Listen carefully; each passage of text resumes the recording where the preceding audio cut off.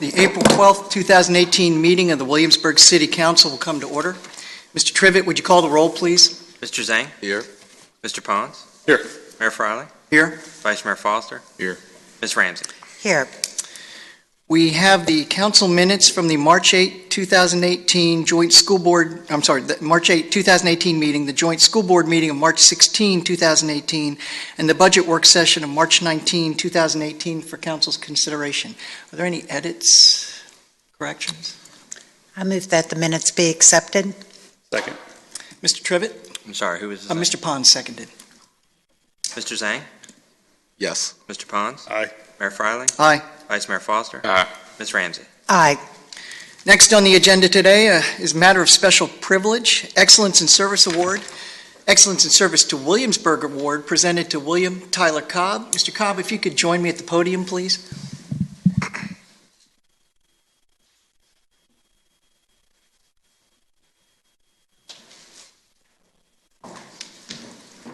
Just stay up here on the step. No, I'm kidding.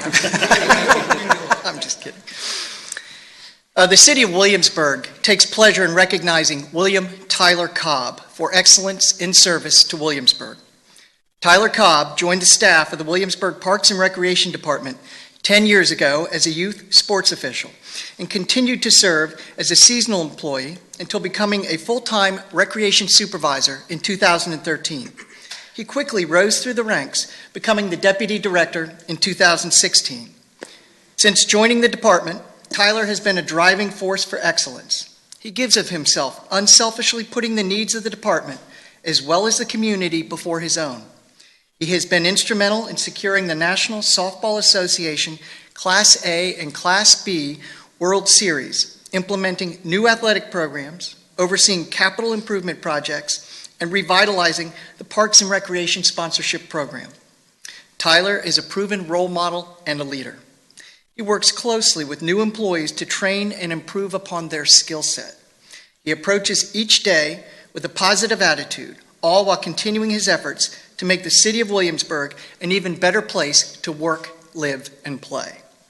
Accordingly, Tyler is hereby recognized for his dedication to excellence in keeping with the best traditions of public service in the City of Williamsburg. And it is signed by me as the mayor, by Mr. Collins as city manager, and dated April 12, 2018. Tyler, congratulations.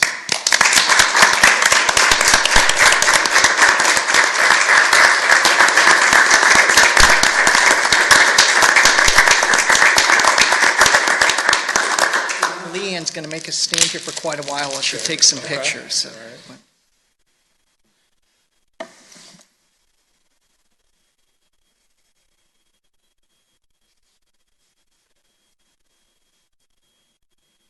Like I said, it's quite a while.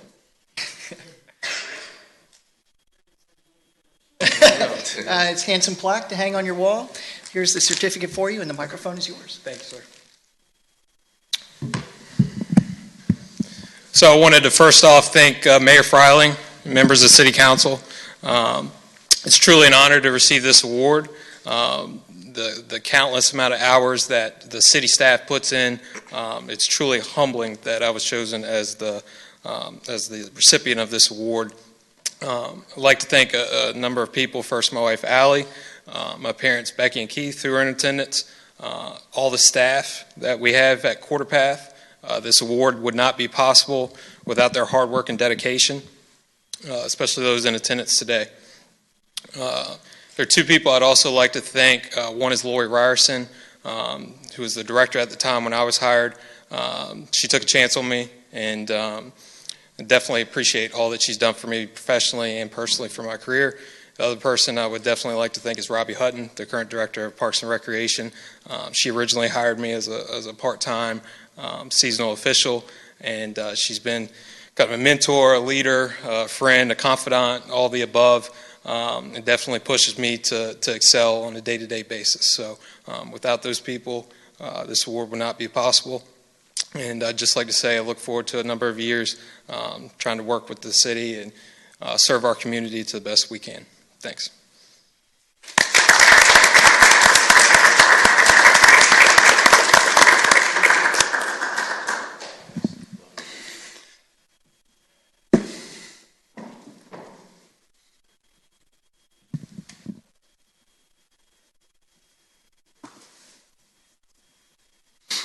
This brings us to public hearing section of the meeting, of which we have one. Budget public hearing. The budget adoption is scheduled for the May 10th meeting. And so we have the operating capital budgets for the fiscal year commencing July 1, 2018. And before we open the public hearing, I'd like to ask Ms. Dameron if she has something she'd like to say. I just want to clarify that this also includes the public hearing for the real estate rate increase of 3 cents per hundred, moving the real estate rate from 57 cents per hundred to 60 cents per hundred. Thank you, Ms. Dameron. Now we'll open the public hearing. Anybody who would like to address council on this matter, please come forward, state your name and address. Please, Mr. Godden. Just a point of clarification. The public hearing is going to remain open, correct? As far as the work session on Monday, clearly the Tommy tax that's passed is going to substantially change the budget. So I'd like to have a little clarification of going forward, or is this the only opportunity for public comment? I think that's a good question, Mr. Godden. We do have a work session. It will not be this coming Monday. We're going to have to postpone that because of the pending legislation in the General Assembly. Mr. Collins, do you want to offer an update there? Yeah, so we'll have a work session, most likely the morning of the 24th, focusing on the tourism issues specifically and any other updates. In May at the work session, there's open forum at that as well. And then that Thursday would be the regular council meeting where the adoption is considered. So there's at least 2 more public sessions like this prior to the council meeting where they decide. And may I just add one qualification there? There won't officially be any public hearing at those meetings. This is the public hearing. But of course, we would welcome comments in open forum in either of those meeting settings. Or written comments? Or by email or coming to speak to us individually, yes. The e-meeting ability online as well. Okay. I do have a request, though. I was a little disappointed in the public disclosure taking place. The agenda for this meeting, for example, said public hearing, but it does not reference what we're public hearing about. And I think it's too much to ask citizens to have to hunt and peck to go and find the budget, and then to know enough to know there was an amendment to the budget on Monday's work session. And I do request that anytime, it's just sound principle, that something is on the agenda, that all the pertinent documents are at least referenced and linked to save citizens time to be able to find the things. In that regard, the Tourist Development Fund documentation should also be referenced, because that's very hard to find, the old documentation, which is still relevant for these discussions. That's a request number one. Just one other request I do have, and I'll have comments at appropriate time, not today then, once we have, the Tommy thing goes through and what that implies. But I would like to know 2 things, just for my information. One, consultants. How much money has the city spent on consultants last year, and for what purpose? And how much are we expected to spend, or budgeting to spend, next year, and for what purpose? And second, I'm a little confused in that the city manager in his budget indicated there are 4.5 additional FTEs, but 2 for the fire department. If you go to the budget document on page 62 and 64, we find that the city manager's office has increased FTEs by 1, which I presume is the tourist development specialist, but the fire department has increased FTEs also by only 1. So somehow that tourist development specialist is kind of snuck through, hidden in the expense part of the $105,000. Second, I am a little concerned that on the $105,000 for administrative expenses, that includes salary, FICA, health insurance, all that stuff. Where are those funds being paid from? Telephone, paper, and so forth. I presume the location of this individual and what he's using as far as communications and office supplies, et cetera, are at City Hall and are coming out of the general fund. In which case, there should have been a $105,000 contribution from the Tourist Development Fund back to the general fund to pay for those services or to pay for the salaries, because I suspect they're also coming out of the general fund. So I'd like clarification at the appropriate time. Thank you very much. Thank you, Mr. Godden. Would anybody else like to address council? Seeing no one, we'll close the public hearing and come back to council for any additional discussion or comments. Mr. Collins, if I may, my recollection from our presentation on Monday was that the additional position that was going to assist with economic development is also helping to manage the Tourism Development Fund operation? Correct. It's an economic development specialist. It's actually funded out of the tourism fund. It's not a general fund position. So that kind of answers that question. The manager's message spoke to the additions within the general fund. I did not bring out the tourism position in that budget message. Be happy to amend the budget message to include the position that's in the tourism fund. We would also need to add in any other positions being considered by council in your budget as well, such as the school resource officers that were brought up as well. So, and just for clarification, we're now talking about 2 additional police officer positions, 1 additional firefighter EMS position, and 1 former contract firefighter EMS position coming of. So new positions would include the following: 1 police officer, 2 additional police officers as school resource officers, so 3 total there. There's 1 new firefighter position. There's also benefits being added to an existing contract position in the fire department. That's the second full-time equivalent with benefits now. There's an economic development specialist in the tourism fund. There's a contract services GIS position that's being brought out of the utility fund that also gets billed to general funds, and a revenue neutral move into IT. So there's no additional expense to that position. Excuse me. And there's a full-time position utility fund that's become a half-time position in the general fund in landscaping. Thank you.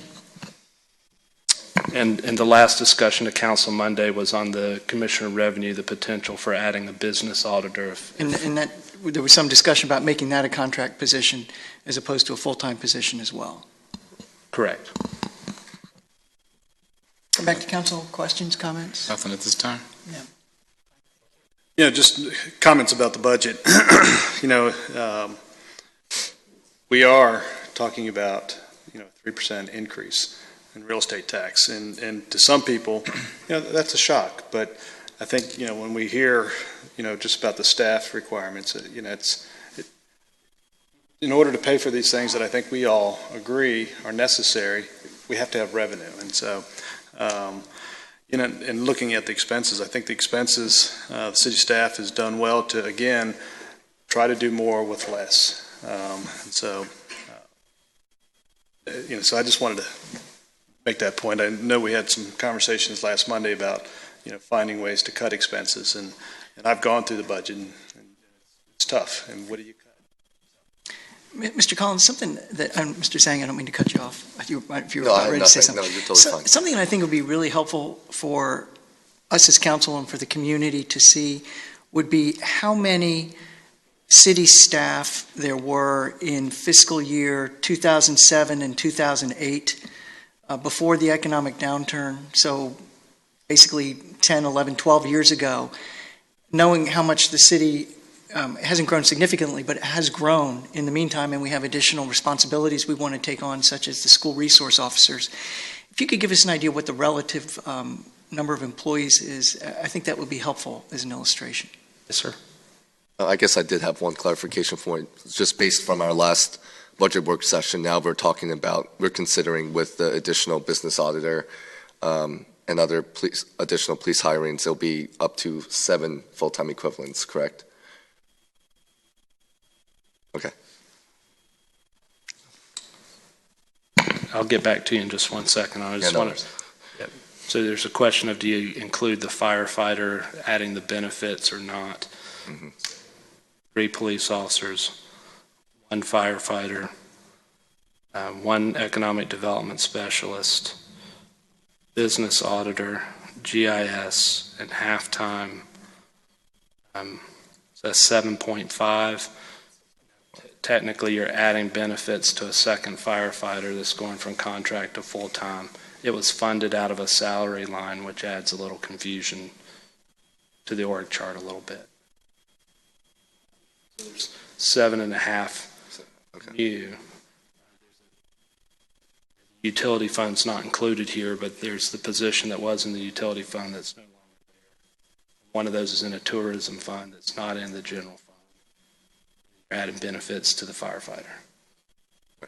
And is it safe to say that the majority of these increases are in public safety, emergency response personnel, and that we are doing this because of additional needs within the community on call volume and then the school requirements? Correct. The positions are, what, 5 out of the total that were discussed there were in public safety. And one of the other, I'm sorry, keep. No, you're fine. Please go ahead. One of the other things that I want to make sure people are aware of too is that, sure, we could go without hiring some more people. We could ask Chief Dunn to continue to try to do what he wants to do with the current staff. And yet we all feel an obligation to have those school resource officers full-time in the 2 schools.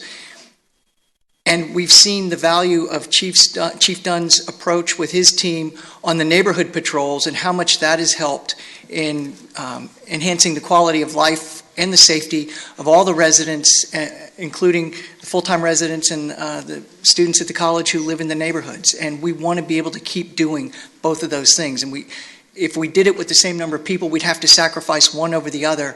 And this is not a good, in our opinion, it's not a good choice to cut that baby in half. We really want to do both of these things because we think it's critically important to the health, safety, and welfare and quality of life of people in this community. Anything you want to add? Yeah, I just wanted to add that the reason why I posed that question of clarification to the city manager is because if some residents are reading the proposed budget right now, it reflects the 4.5 and the other tourism administrative positions. So if folks want to see it more up to date, I think it's fair to say that they should go online and view the agenda presentation, and the very last slide has the budget worksheet. So that's all I wanted to say. Mr. Collins, to Mr. Godden's point, Mr. Barham, could we link the budget document to today's meeting agenda if it's not already done? We will make that happen, yes. Thank you. Thank you, Mr. Mayor. Anything else? Okay, there's no action on that item for today. And are we confirmed yet for that next budget work session? Are we still ironing out the details? I think I haven't responded to that email. Sorry to put you on the spot. No, it's all right. But the tentative date is? Morning of the 23rd. Morning of the 24th. 24th, okay. Yeah. Okay, this takes us to the reports. The first is a monthly financial statement. Anything to highlight, Mr. Collins? Just numbers are continuing to improve as we move forward and stabilize. We're continuing to monitor the finances closely. If you have any particular questions, Barbara Dameron, the finance director, is available for you. Hearing none, we'll go to monthly departmental operating reports. Anything you'd like to highlight there? Again, staff's available if council has any questions. Hearing none, it'll take us to city manager reports. The first is the parking update. Mr. Trivett, Assistant City Manager.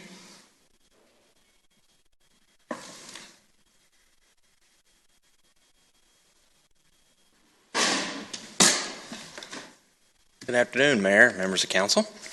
I'm pleased to be back for you today to present an update on where we are with the parking implementation plan from the 2016 parking study that was done that looked at parking situation in downtown. using the same kind of format because I want to stick to what we presented earlier. And so if you remember, in October, the staff team involved in putting together the implementation plan based on that study showed you the recommendations from the study, the major recommendations, and identified the ones that we thought were worthy of pursuit, at least at this point. And those are reflected here on the screen. Obviously, we recommended all of them but one immediately, and that one was the shared parking agreements with private parking owners in downtown. And the reason for that was we just felt like the parking was too far remote from the problem we were trying to solve, and the cost would be greater than the reward, at least at this point. That's another recommendation that we may come back to if we're unable to solve the problem with the initial strategies. So looking at what the staff did recommend on how to move forward with implementation, we presented you with a 4-phased approach to solving the problem. We're currently in phase 1. And as we said at that time, the hope is that the phase 1 strategies will solve the turnover problem that we're experiencing. As you remember, the study indicated that we really didn't have a supply problem, we had an availability problem. So what we're trying to do is create more turnover. And so phase 1 really focuses on improving our internal processes, improving the convenience to the customer, and improving enforcement to ensure that turnover occurs as it's supposed to in the posted time limits. So the 7 recommendations, and I'll just burn through this slide really quickly to move on to the phase 1 recommendations in detail. There were 7 of them, and if you saw in the staff memo, I indicated that we have advanced the topic on all but 1 at this point. And what that means is that the staff team involved in this, which includes the police department, the public works department, the IT department, the planning department, and myself, have spent time talking about what it means to implement, to the point of interviewing potential suppliers of products, talking about new training programs, hiring practices, all of the above. So just walking through them, starting with beginning the public relations effort. We have talked about this now at several public meetings of the City Council. I have presented this topic to several boards throughout the community. All have received it very well. We're going to talk more in depth about adjusting penalties because that's an action item on today's agenda for the council. Number 3 is purchase and install new hardware and software. We're going to talk about that today as well. Develop the ambassador training program for the PEOs or parking enforcement officers. The police department has started work on that. They've started looking at what a program looks like, meaning what kind of modules need to be included, what information needs to be disseminated to the staff. But more importantly, and the chief can probably talk more in detail about this if you'd like, they've changed their hiring practice to look for the person that would fit that role better than the traditional enforcement officer.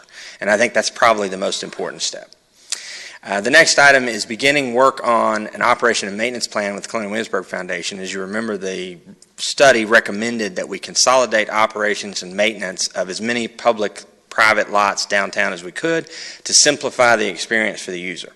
And we have started that conversation with Colonial Williamsburg, and we're to the point now where we've identified P3 and P4, I believe, if I'm getting those right, as lots that would be potentials for merging operations and maintenance, and we're working through an operation agreement that the city can consider with CW. So hopefully that conversation will continue to progress, and we can put together a plan that makes sense for both parties. The next one is purchase and deploy parking sensors, and we spent a lot of time talking about this with council. This is a key component of our recommendation, and the heart of this recommendation is having the data to manage the parking system efficiently and to produce the turnover that we need. So on parking sensors, if there was something that we're disappointed as a staff team about today, it's that this piece is not ready for action. And the reason for that is because we just need more time to make sure that the product that we're getting is going to do what we need it to do. And as we have evaluated vendors of sensors, and there are a lot of them, we have found that there's a tremendous variance in price, there's a tremendous variance in the product quality, and in the functionality. What that's led us to believe is that the most prudent step for us is to issue an RFP. And the reason that we believe that is not because the cost is going to come in so high that it qualifies under Virginia procurement for an RFP. It's to ensure that the people responding to our request are very clear on what our needs are and what our expected use is and the delivery date. Because what we have found is as we pick a company that we think can provide the product that we're looking for, when we get down to actually negotiating delivery times and implementation steps, there are bumps in the road. And so the RFP process, we think, will help clarify that. So that will be our next step. Talking about the timing of that, we think we're going to act on that very quickly. Probably within the next few weeks, we'll release the RFP.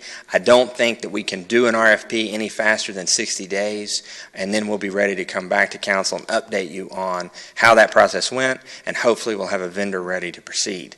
The RFP will likely be structured as a trial balloon in the first phase of implementation, and then the larger scale deployment of the sensors. So the first phase would look like around 146 sensors that we would install.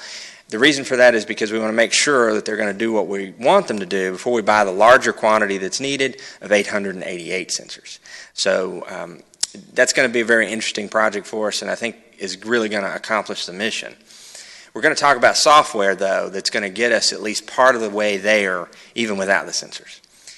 Another side benefit of the amount of time that we have spent talking about sensors is that there are other entities in the region that have picked up on the fact that we're discussing parking sensors, private companies, and have said, man, that could really help us in our business model as well. And we've actually had a couple meetings with some folks that are interested in piggybacking with us and deploying a similar program to help their workforce. And then lastly is establishing revenue streams for parking improvements, and that recommendation was really pretty simple. It was you need to capture the revenues that are generated by the parking system and put them back into the parking assets. And we've really not made any efforts on that. That's a very simple accounting maneuver, but as we move into this, it's just premature yet. Until we deploy new software and have better tracking of that revenue, it's too early for us to start trying to consolidate that effort. So just reminding you about how we're paying for phase one. We're lucky that in the year one deployment, fiscal year 18 CIP, we had two projects that were consolidated to implement these recommendations, a $160,000 project and a $100,000 project to create a budget of $260,000 to do the phase one steps that are identified here. So just reminding you as we move into our two action items for the day. The first is going to be talking about software and our recommendation there. One of the number 6 recommendation from the 2016 parking study was to deploy electronic citation enforcement software.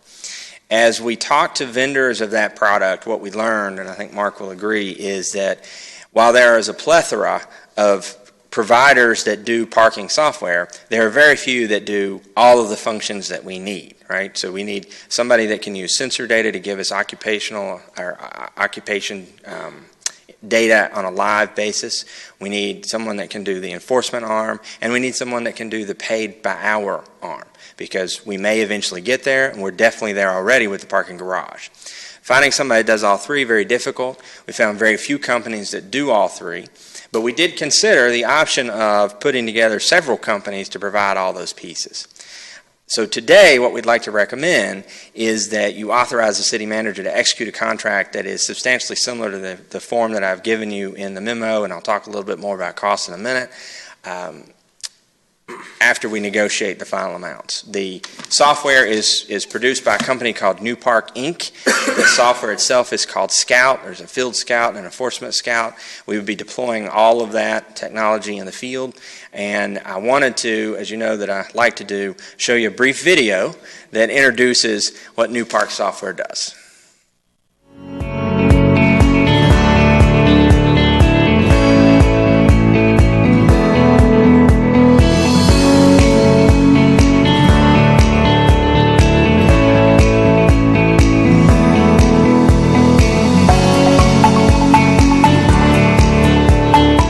I'm responsible for parking, dispatch, and some of the other support services that include compliance.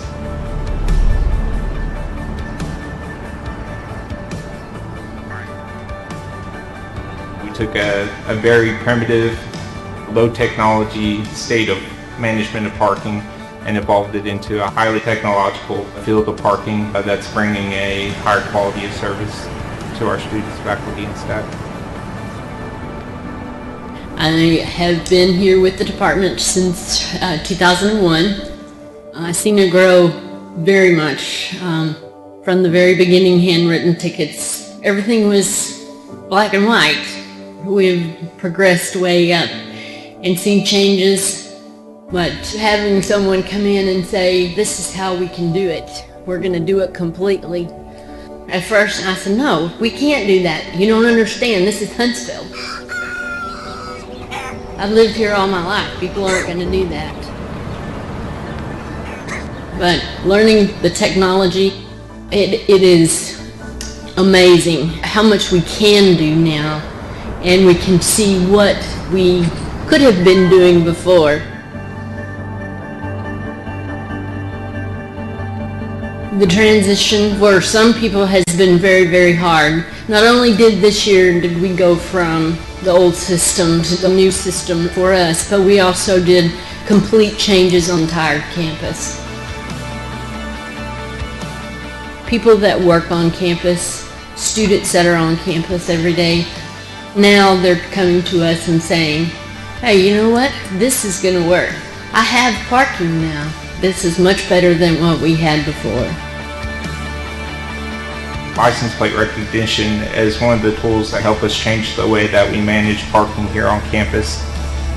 If we can pick up patterns of how people park, how long they park, and where they're parking, allows us to provide them with better data to make decisions. At the garage, our gateless operation has LPR cameras. What that allows us to do is see every vehicle that's entering and exiting. Customers that park more frequently are able to get an account with us. We monitor basically the time that they entered, the time that they exited, and we charge them for that. It's really fast, it's accurate. Before, you had to have a ticket that you pulled out and save, and then you have to make sure you insert that ticket in when you leave. Now we just have the really awesome cameras that just scan you in and out, and then they get that ticket if they don't pay. Before, we had that little piece of paper. If it was raining, it got wet, you'd have to send someone over there to get that ticket, write down a bunch of their contact information, and then go back in later and issue a ticket on your computer. And it's better use of our time, not having to run back and forth to that parking garage. We've established a return on investment within year one. Our current stand and where we've come, we've met a lot of our goals. You can scale back and forth, and you're really riding the rule book. They're open and willing to integrations to build what you want. Don't settle. If your current system isn't doing what you want it to do, the technology's out there to be able to make you successful.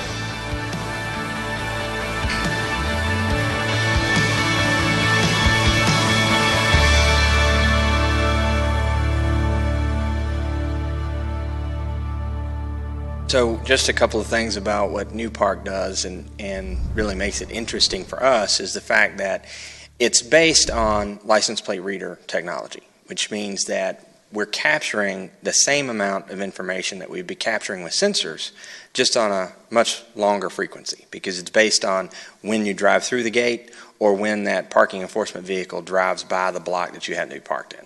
And so the sensors are still an important part of what we need, because we want to be able to provide that occupancy data much more frequently than every half hour or every hour that we can do enforcement with the number of people and vehicles that we have now. The software in New Park is interesting because it's very flexible.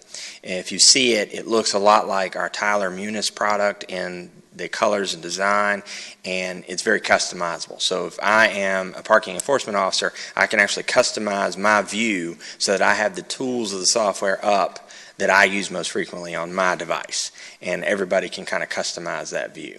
If I need certain reports, it's infinitely customizable in that way. New Park is a newcomer on the scene of parking software. They're not a parking software giant like some of the other folks that we've had demonstrations from, but their product, I think, is really looking toward the future of where parking is going to go. The New Park product is developed as a result of campus parking experience. And you saw that with the example of the video. There's a quote on the screen from Baylor, and I think what it demonstrates is the power of the new technology of using license plate readers to do enforcement. You know, the example that is talked about in the Baylor video, which you can see on the New Park website, is they used to do their parking garages, and it would take 30 minutes to an hour, depending on how many spaces, for the person to go through, mark the tires, and do the enforcement action. And now they can do every garage in 5 minutes or less. And so they're able to enforce 11,000 spaces with a much smaller staff. So obviously that makes a lot of sense for us. The other benefits of New Park software and the license plate reader technology is the ability to do a gateless system in the garage. Now, we're not here today telling you that that decision has been made, because it has not. We want to make sure that that technology is going to work for our users, and so we want to put our hands on it and make sure that it's going to function the way that we need it to. But in theory and in concept, it's a much better choice for us for a couple of reasons. Number one is the savings of money associated with the hardware of a gated system. It represents about $100,000 in expense. Now, that's not to say that the license plate reader equipment is cheap. It's not, but it's certainly cheaper than those automated gates that take credit cards and cash. The other advantage that we're talking about, and no decision has been made on, is the fact that if you're familiar with the Prince George Street Garage, right now there are 3 entrances and exits. One of them in the middle is reversible. It's designed to be reversible. The reason for that is because if you had a special event like Fun Fest and you needed to make sure that there were enough lanes to exit the garage, given that there's a gate that has to go up and down every time you put that card in, you've got the flexibility to get people out faster. With a gateless system, you don't have that choke point of waiting on the gate to go up and down. And so the question is, do we need the 3 lanes? And if we don't, can we save a little bit of money by not having 3 license plate readers stationed on each lane? And the lanes can be wider to accommodate those large trucks that people drive, or what have you. So there's a lot of new advantages associated with this software. We're pretty excited about this. The other advantage is in permitting. New Park is really designed around a permit system, and the flexibility with their permitting is almost infinite. Down to certain days of the week, certain hours of that day, we could issue a permit that says that that car is valid to be there, and in combination with license plate reader technology and sensor data, we will be able to tell if that person is parked outside of those hours. That's a future deployment that gives us a lot of flexibility to future-proof this solution, and we're, again, very excited about it. The other advantage is that if we do deploy sensors that use Bluetooth technology, then that permit could actually be your cell phone that you carry. It could be a chip that's placed on the car. So there's a lot of future ideas that come with the New Park software. The cost of the software, move on to that slide. Oh, I didn't have that slide, did I? Seems like that would be important. The cost of the software, we expect to be around $131,000, slightly over that. The procurement then would be required to do an RFP through Virginia procurement. The issue that we're able to avoid a full RFP is the fact that New Park has already competed in a national clearinghouse of procurement. The National Cooperative Procurement Alliance did an RFP for this kind of software. New Park participated and was selected. So under the rules of Virginia procurement, we're able to use that contract as the basis for our purchase. And so the $131,000 associated with the total cost is based on what they submitted under that RFP process. Now, for that cost, we're getting a decent amount of new technology. We're obviously getting the software. We're also getting the 3 lanes of license plate readers for the garage that would be fixed in place, the hosting of the data associated with the license plate data that's collected, and then we're getting 2 mobile license plate reader units to be placed on police vehicles. So that brings us to another advantage of the system. And the police chief, I'm sure, can elaborate on this if he'd like. Having license plate reader technology at this point in law enforcement is invaluable, because we can collect not just whether or not you're overtime in your space, but we're also collecting data on outstanding warrants or stolen vehicles or what have you that can be transferred to the police department and acted on appropriately. So having more license plate readers to do parking enforcement is also making Williamsburg a much safer community on the whole. So that leads us to the fact that as we move ahead in future years, I think you can expect to hear the police chief talking about the need to have additional license plate reader units to increase enforcement capability on the parking side, but also to increase their police activity as well. So that is the new park software. Again, we'd be asking the City Council today to authorize the City Manager to execute a contract that is consistent with those recommendations, including pricing. We hope that that price will come down some as we finalize the contract with New Park. We're still talking about some of the fees associated with hosting the data. We're talking about reducing the number of lanes that need to have license plate readers. So that cost hopefully may come down a little bit. Not a tremendous amount, but at least a little bit. I could just interrupt real quick. You had mentioned not having the slide of the cost. It's at the end. It's in your memo, so if the right. people watching wanted to see Sure. some of that information, it's in the memo. And I do have a slide at the end that tells you the costs of all of what we're recommending.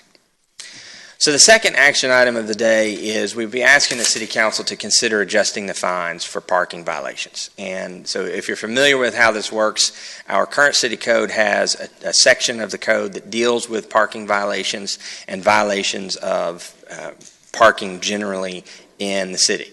So whether or not it's overtime or a fire lane violation or parking in a handicap space, that's all covered under these different categories of fines. The recommendation of the parking consultant in 2016 was that those fines be adjusted to make them more meaningful. On the left hand of this slide, it shows you what our current fine schedule is. Underneath that is the fine schedule that was recommended by the consultant. And what I'd point out is that the major difference between these two is that the first violation is a warning ticket, a mandatory warning ticket, and then the second violation begins the actual fee structure of $35 and progresses from there to $50 all the way up to $100 for fourth violation. Couple of things I'd like to point out. There's no difference between getting a fourth ticket and getting a 15th ticket under that model. So it's still costing you $100 if you pay it on time. It's costing you $200 if you pay it late, no matter whether it's the fourth or the 15th ticket. I personally and the parking team agreed that that's really not appropriate. Additionally, having that first violation being an automatic warning is like advertising that the first ticket is a free pass. So why even do enforcement on the first ticket? It's counterintuitive to the intent of creating turnover. It's absolutely intuitive from the intent of having a positive customer experience. But I think on the whole, moving to ambassadors and having a kinder, gentler enforcement is going to achieve that goal. So over in the center of the slide, you have the staff team's recommended fine schedule, and that's what we'd like for you to consider today. The first violation would be what it is now, $10. Now, what I want to point out is the missing guaranteed warning that comes with this violation. Right now, what we have is a system where the police officer in the field issuing the ticket has the ability to issue a warning on their discretion, and they do that. If you look at the chart at the bottom, I'm showing you an average there of the calendar years 2016 and 2017 violation data.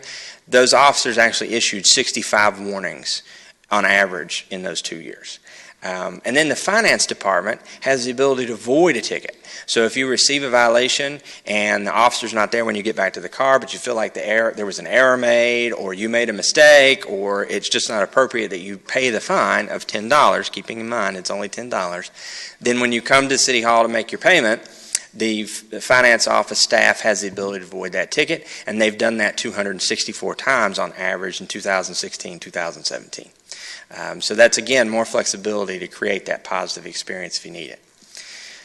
The other change is increasing the fine for more than 4 violations. Now, when we were crunching this data, I was really surprised that on average over that 2-year period, there were 115 people that got more than 4 parking tickets. I'm surprised by that. The other thing that I would point out, and it's not on the slide, is that there was one person in the city that received 15 tickets in 1 year.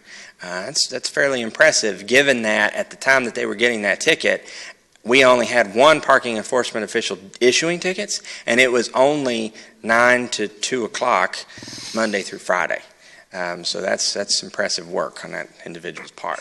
But the reason that they were willing to do that is because the fine was low enough that it really didn't impact their budget enough to warrant them paying attention and abiding by the parking regulation. So the staff recommendation is simply that we keep the $10 fee as the first violation, and we implement a stronger penalty for exceeding 4 violations than what the consultant recommended. The benefit of that is that it will help us create the turnover that we're after. It will make the enforcement action meaningful. It will not have that first violation be a given free warning, and we can really start to measure the frequency with which we're turning over those spaces in the downtown area. I also want to point out that currently our measurement for the period of time that you get consecutive violations according to city code is 60 days. So every 60 days your clock starts over. Again, I don't think that's appropriate, neither did the parking team. We feel like using the full calendar year is fair. If you've gotten one ticket in the calendar year, you're going to have a $10 fee. But if you've gotten 15 tickets in that calendar year, then you're going to be hit pretty hard in the pocketbook with a $300 fine for every one over 4. So that's also part of our recommendation. Now, the goal of increasing fines is not to generate revenue. And it's critically important that we say that and everybody understand that. That is not the point. The point is to make the parking violation fine substantial enough that you not violate the terms, because the goal of the reason we have time spaces downtown is to create turnover, which influences how many times somebody can go in a store and spend money. The recommendation, or what I want to point out, is that the revenue that is associated with increasing the fine is shown here on the screen. So over the 2016-2017 year, on average, we collected $30,175 in revenue associated with these types of fines. Now, I have scrubbed out the fines that would not receive, or the violations that would not be charged on this scale, because there are different violation types and different scales for those violations. So just looking at standard overtime violations and parking tickets that we would issue, $30,175. If you go with the staff recommended fine structure that's on the screen, that increases to $87,462, which gives us increased revenue in that year of $57,287. Now, what's important to point out is this is not revenue that can be counted on consistently to offset cost, because it's very unpredictable.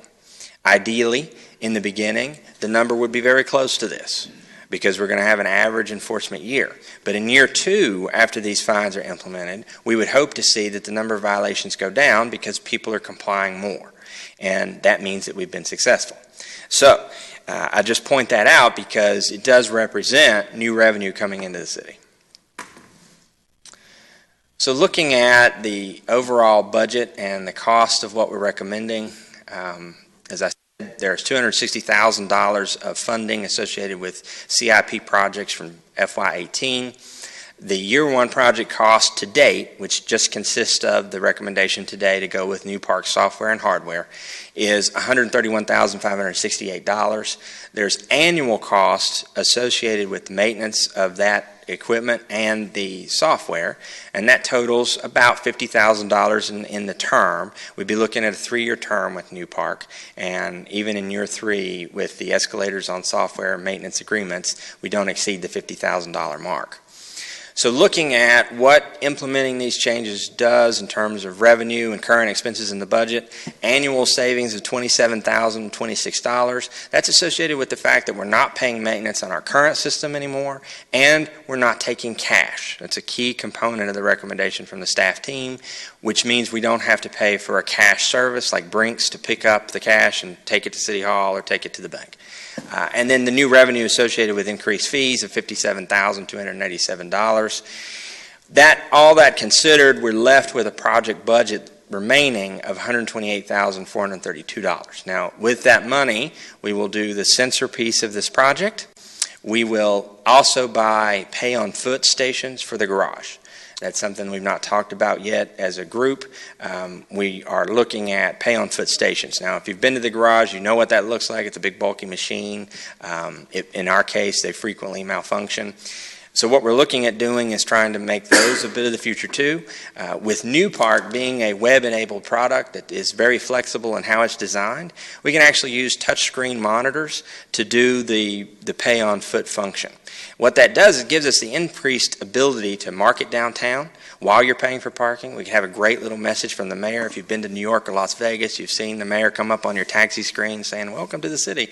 And so we think the mayor would be a great candidate to do that for us. We could have a map of downtown showing you where the restaurants are, and maybe even a current or special events list for the day. Hey, Drew, real quick question. In terms of, I'm looking at the numbers with the revenues and the savings for at least the proposed budget that we're considering under this plan. You haven't, remind me, staff hasn't created a parking maintenance fund yet, as recommended by consultants. So this is still going back to general fund. Right. All of this is reflected. Well, the annual savings and the new revenue would be reflected in the general fund, and then of course the CIP, where the budget for this project is in the sales tax fund. Gotcha. Okay. Thank you. So with the touch screens, we really get a lot more flexibility, a lot more options. It takes up a lot less space. It's reliable technology. It's easily replaced, and it's far less expensive than one of the larger machines.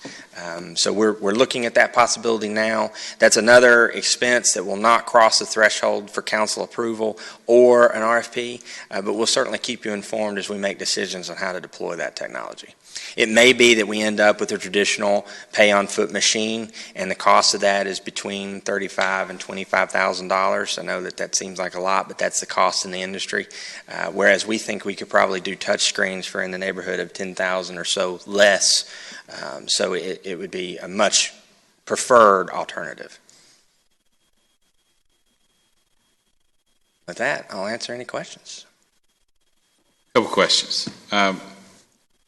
New park. I roll into the parking garage, park my car.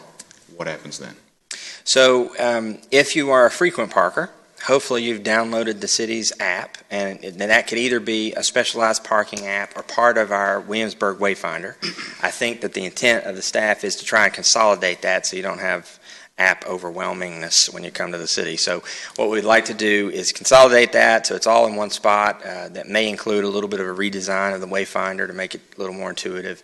And if you've downloaded the app, then it's going to work very much like EasyPass. Now, this is assuming that we have a gateless system. It would work like EasyPass. You drive into the lot, you park, you stay a couple of hours, the system is keeping track of that time for you, and then when you drive out, you are charged, according to the card that you've put on file with the system, the amount of time that you were in the garage. If you're a newcomer to Williamsburg, then there would be a sign telling you this is a paid garage and to use the pay on foot station or download the app and pay. And so you can go do that. If you pay on foot, the new park system, as you're sitting at one of the restaurants or walking around Colonial Williamsburg, if you've not paid for or not put in for enough time, we'll remind you that you need to do that, and you'll have the ability to go back to the app and do that, or go back to the garage and use the pay on foot station if you need to. In New Park, I'm parked in a 1 hour spot on Prince George Street. How does it relate to my experience? Well, as it relates to your experience, it probably, at least right now, in phase one, the time is not changed. There's no requirement to pay for that spot. Right. So your experience with New Park is likely that you pulled up our Wayfinder app and saw a thematic map of where there was parking available. And so on that screen, I don't remember where you said you parked, but Prince George Street. So you parked on Prince George Street. So you saw that Prince George Street was green or yellow, meaning that there were spaces available, and you went and you took the first one. And that was probably the extent of your experience. On the city staff end, we saw that the enforcement officer drove by and scanned your license plate and shows us that you're in that space, and now the app is showing the next customer that the spaces are full. Okay. We're also seeing on the next pass that you stayed too long, and we're sending an enforcement officer to your space to issue a ticket. Understood. So what it does, is, and it's important to understand, that New Park and its license plate reader technology provides us with checks and balances for sensor data. It's collecting the exact same thing, just on a lower frequency. So we're able to still do directed enforcement, which is one of the things that we wanted to do. It helps us with the staff required to do the enforcement on a larger number of spaces. So I know this would slow things down, and you may have already had this conversation, but this seems like a great opportunity for the college to implement the same system. So conceivably, people who frequent downtown and both college and city patrons could have one app to handle it all. Any interest from them? One of the conversations that I had in our public relations effort was I went and met with the college, and I presented the parking presentation that I gave to you all in pretty much the same amount of detail. And we talked a lot about the need for consistency. The college is currently doing a pilot program using another software than New Park. And they're doing that based on the fact that that software is a giant in the field. It's used a lot of places. I think that there is an opportunity for us to get on the same page and maybe use the same software, but those conversations haven't been had. Certainly that would interest us. I'm sure it would interest New Park. Gotcha. So third is, this is going to generate an immense amount of data, not just for the police department, but there seems to be some valuable information here from a tourism perspective. Right.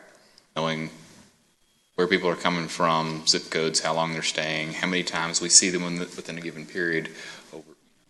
Since you could create an individual profile for each visitor, assuming they park downtown several times. So is that shareable information? So it's license plate reader data, and it's collected and owned by us and housed at New Park. As far as the enforcement side of things, I'll let the chief speak to that. But how we use the data, the sky is kind of the limit in terms of analyzing where people are coming from. I don't know that we would take it much further than that, but just because of the costs associated with it. If you think about nationally the number of DMVs across the country, in order to have access to, okay, that is Scott Foster's car, then, and he lives in Alaska, we would have to check our license plate data against the Alaska DMV record. And there's a fee associated with every time that we do that, right? But what we will have every time that that officer drives by and scans the plate is a picture of the plate. And that picture is going to include what state the plate's from. So what we will be able to do, hopefully, and the chief's glad to hear me say hopefully, is if we've just done a campaign at the chamber or with the tourism marketing arm in Florida 3 weeks prior, we should be able to tell if we had an uptick in parking from the state of Florida. And that would give us not a great way to measure performance of that marketing campaign, but certainly a better way than probably what we're doing right now, which would be relying on survey data or that kind of thing. The trick is going to be whether or not the license plate reader technology is advanced enough to read that state for us. If you think about license plates across the country, every one of them is different. Now they have pictures. Texas is, I think, one of the few states that's optimized for license plate reader technology.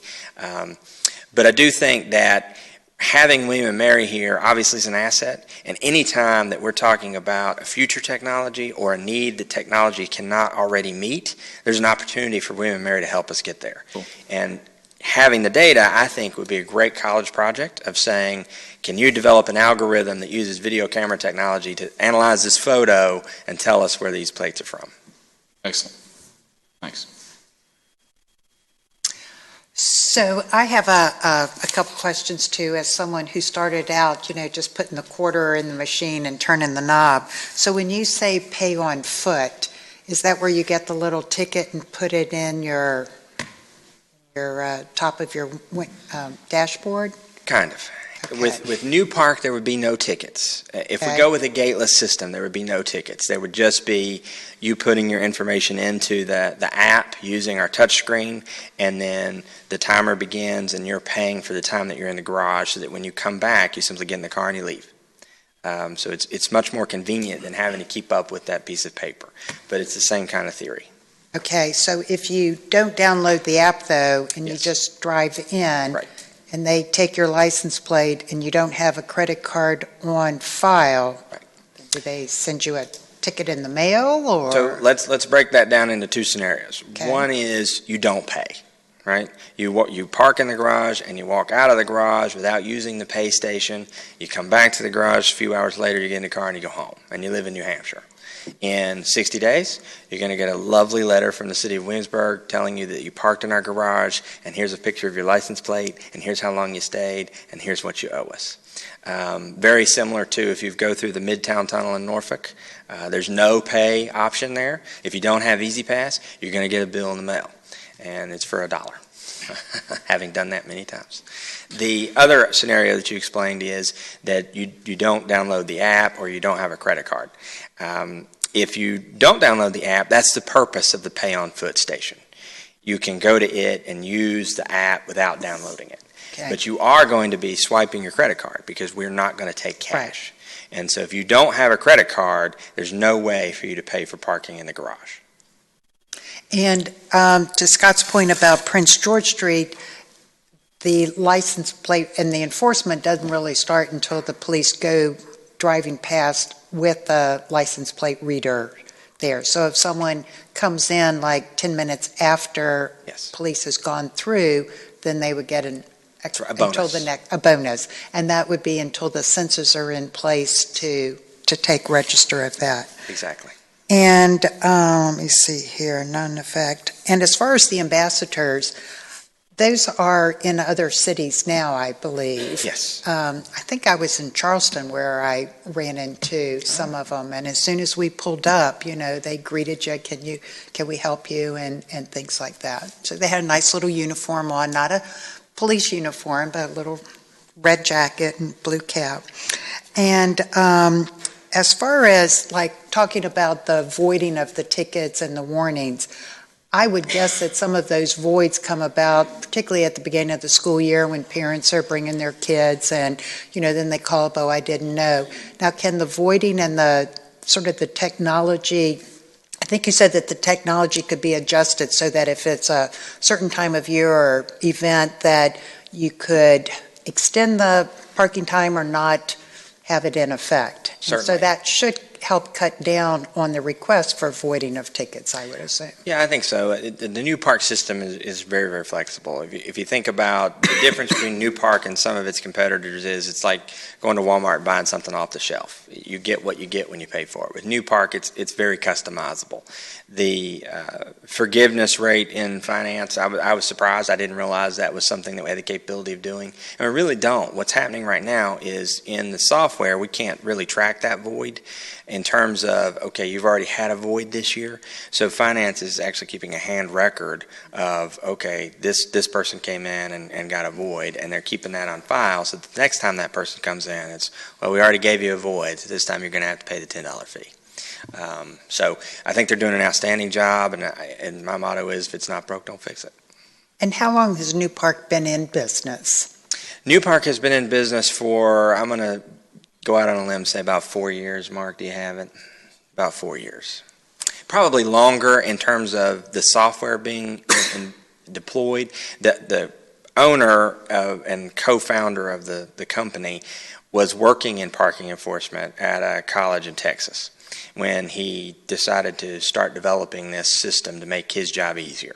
And so the software and the license plate reader technology has been used in this fashion for a lot longer, but in terms of the company and having a nationwide sales arm, about 4 years. Okay.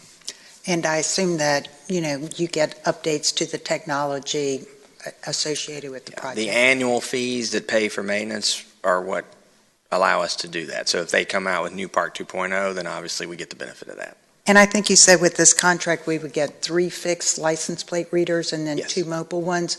So those 3 would go into the garage. Yes. And then if we changed from 3 lanes to 2 lanes, could we use one of those and convert it to a mobile? Or certainly the chief hopes so. I think that possibility is there, but the fixed lane LPR unit is far cheaper than the mobile unit. Okay. And that has to do with a lot of things, but one of the things is the installation. Obviously, installing it on a vehicle takes more time, is more difficult because it's customized to the vehicle. They can put them on bicycles, they can put them on golf carts, all the way up to a full-size police cruiser. So it's a pretty flexible option. But I don't want you to have the impression that by eliminating that 3rd lane, we'll just be able to add a 3rd unit. I do think that we'll get the cost overall down. I do think that there'll be some money left in the implementation budget in the CIP, and certainly we can consider adding more mobile LPR units with what's left. Thank you. Didn't mean to ask so many questions, but just trying to visualize it. And I agree that, it's not only to create more turnover, but by having the fines, it's to help change behavior too. Sure. Thank you. two questions that I have left from the current LPRs that we have. Are they able to integrate into the system, or do they now become extinct? I'm going to let Mr. Barm or the police chief answer. We're told that they will integrate. Yes, sir. So we'll have 7 LPRs, 3 inside. We got 2 more coming with this, and then I think we have 2 LPRs out now. Two currently operational. Yes, sir. What was the other? Oh, so going back to the fines, what was the recommendation for fines over 400 from the consultant? It says 4 violations. They recommended 200, but they didn't say anything beyond that, unless I missed it. The 2016 recommendation was that if you got a 5th violation, it would also be $100. The $200 fine is if you didn't pay that fine on time. So that's a late fee, essentially. All the questions I had. Well, Barb got me nervous because I have a couple list of questions. But real quickly, Mr. Mayor, are we going to split? Is it questioning now and then we'll have discussion, or is it just okay? Thank you for that clarification. In terms of questions, for New Park, you say the company has been in existence for 4 years. They probably had the software out, so it's not in its beta version anymore. It's okay. Are you aware? Was your team aware of any major product malfunctions that may commonly occur? And I guess a second added question to that is, in terms of customer service for malfunctions, what's the kind of response time from their staff to resolve any potential issues regarding whether it's data collection software or maybe one of the machinery inventories is not functioning properly? Well, I'll split that with Mr. Barham. As far as being aware of a major malfunction, I'm not aware of one. If there were a major malfunction with a New Park system, especially if it were gateless, the customer likely would never know. Because they probably just didn't receive a ticket because the scanner didn't work when it passed by them or what have you. If the scanner malfunctioned on the other end, obviously there's an appeal process and that could get resolved very easily because we have a picture of the license plate along with the record data. But as far as response time to maintain the equipment or service it if it should malfunction, I'll let Mr. Barham answer. Sure. New Park is somewhat unique in this space in that from a customer service standpoint, we will have an assigned representative. We will have that person's phone number that we can call and Gotcha. Get something resolved quickly. Cool. And the contract provides a time period, so a major problem they have to respond to much more quickly than a more routine problem. Okay. That's all the questions I have for New Park, but in terms of the parking fines, I had several. I'm going to direct my first question to you, Chief Dunn. I guess I'm curious in terms of the officer discretion in waiving the first fee currently, what kind of factors are factored into that discretion? Is it just, never seen this car before, so I'll let this guy off? Oh, I'm in a really bad mood, I'm going to give you a ticket. I mean, what kind of give us a sense of what that's like? Well, I would hope the officer's mood wouldn't play into the decision. I'm just kidding. But if you notice, there were 65 warnings that were actually recorded, which means 65 warnings were actually logged into the system. Right, so you would receive a slip saying this is a warning, but no fee. Correct. Right. I can tell you, I can't imagine how many more there were actually more than that just weren't logged in the system.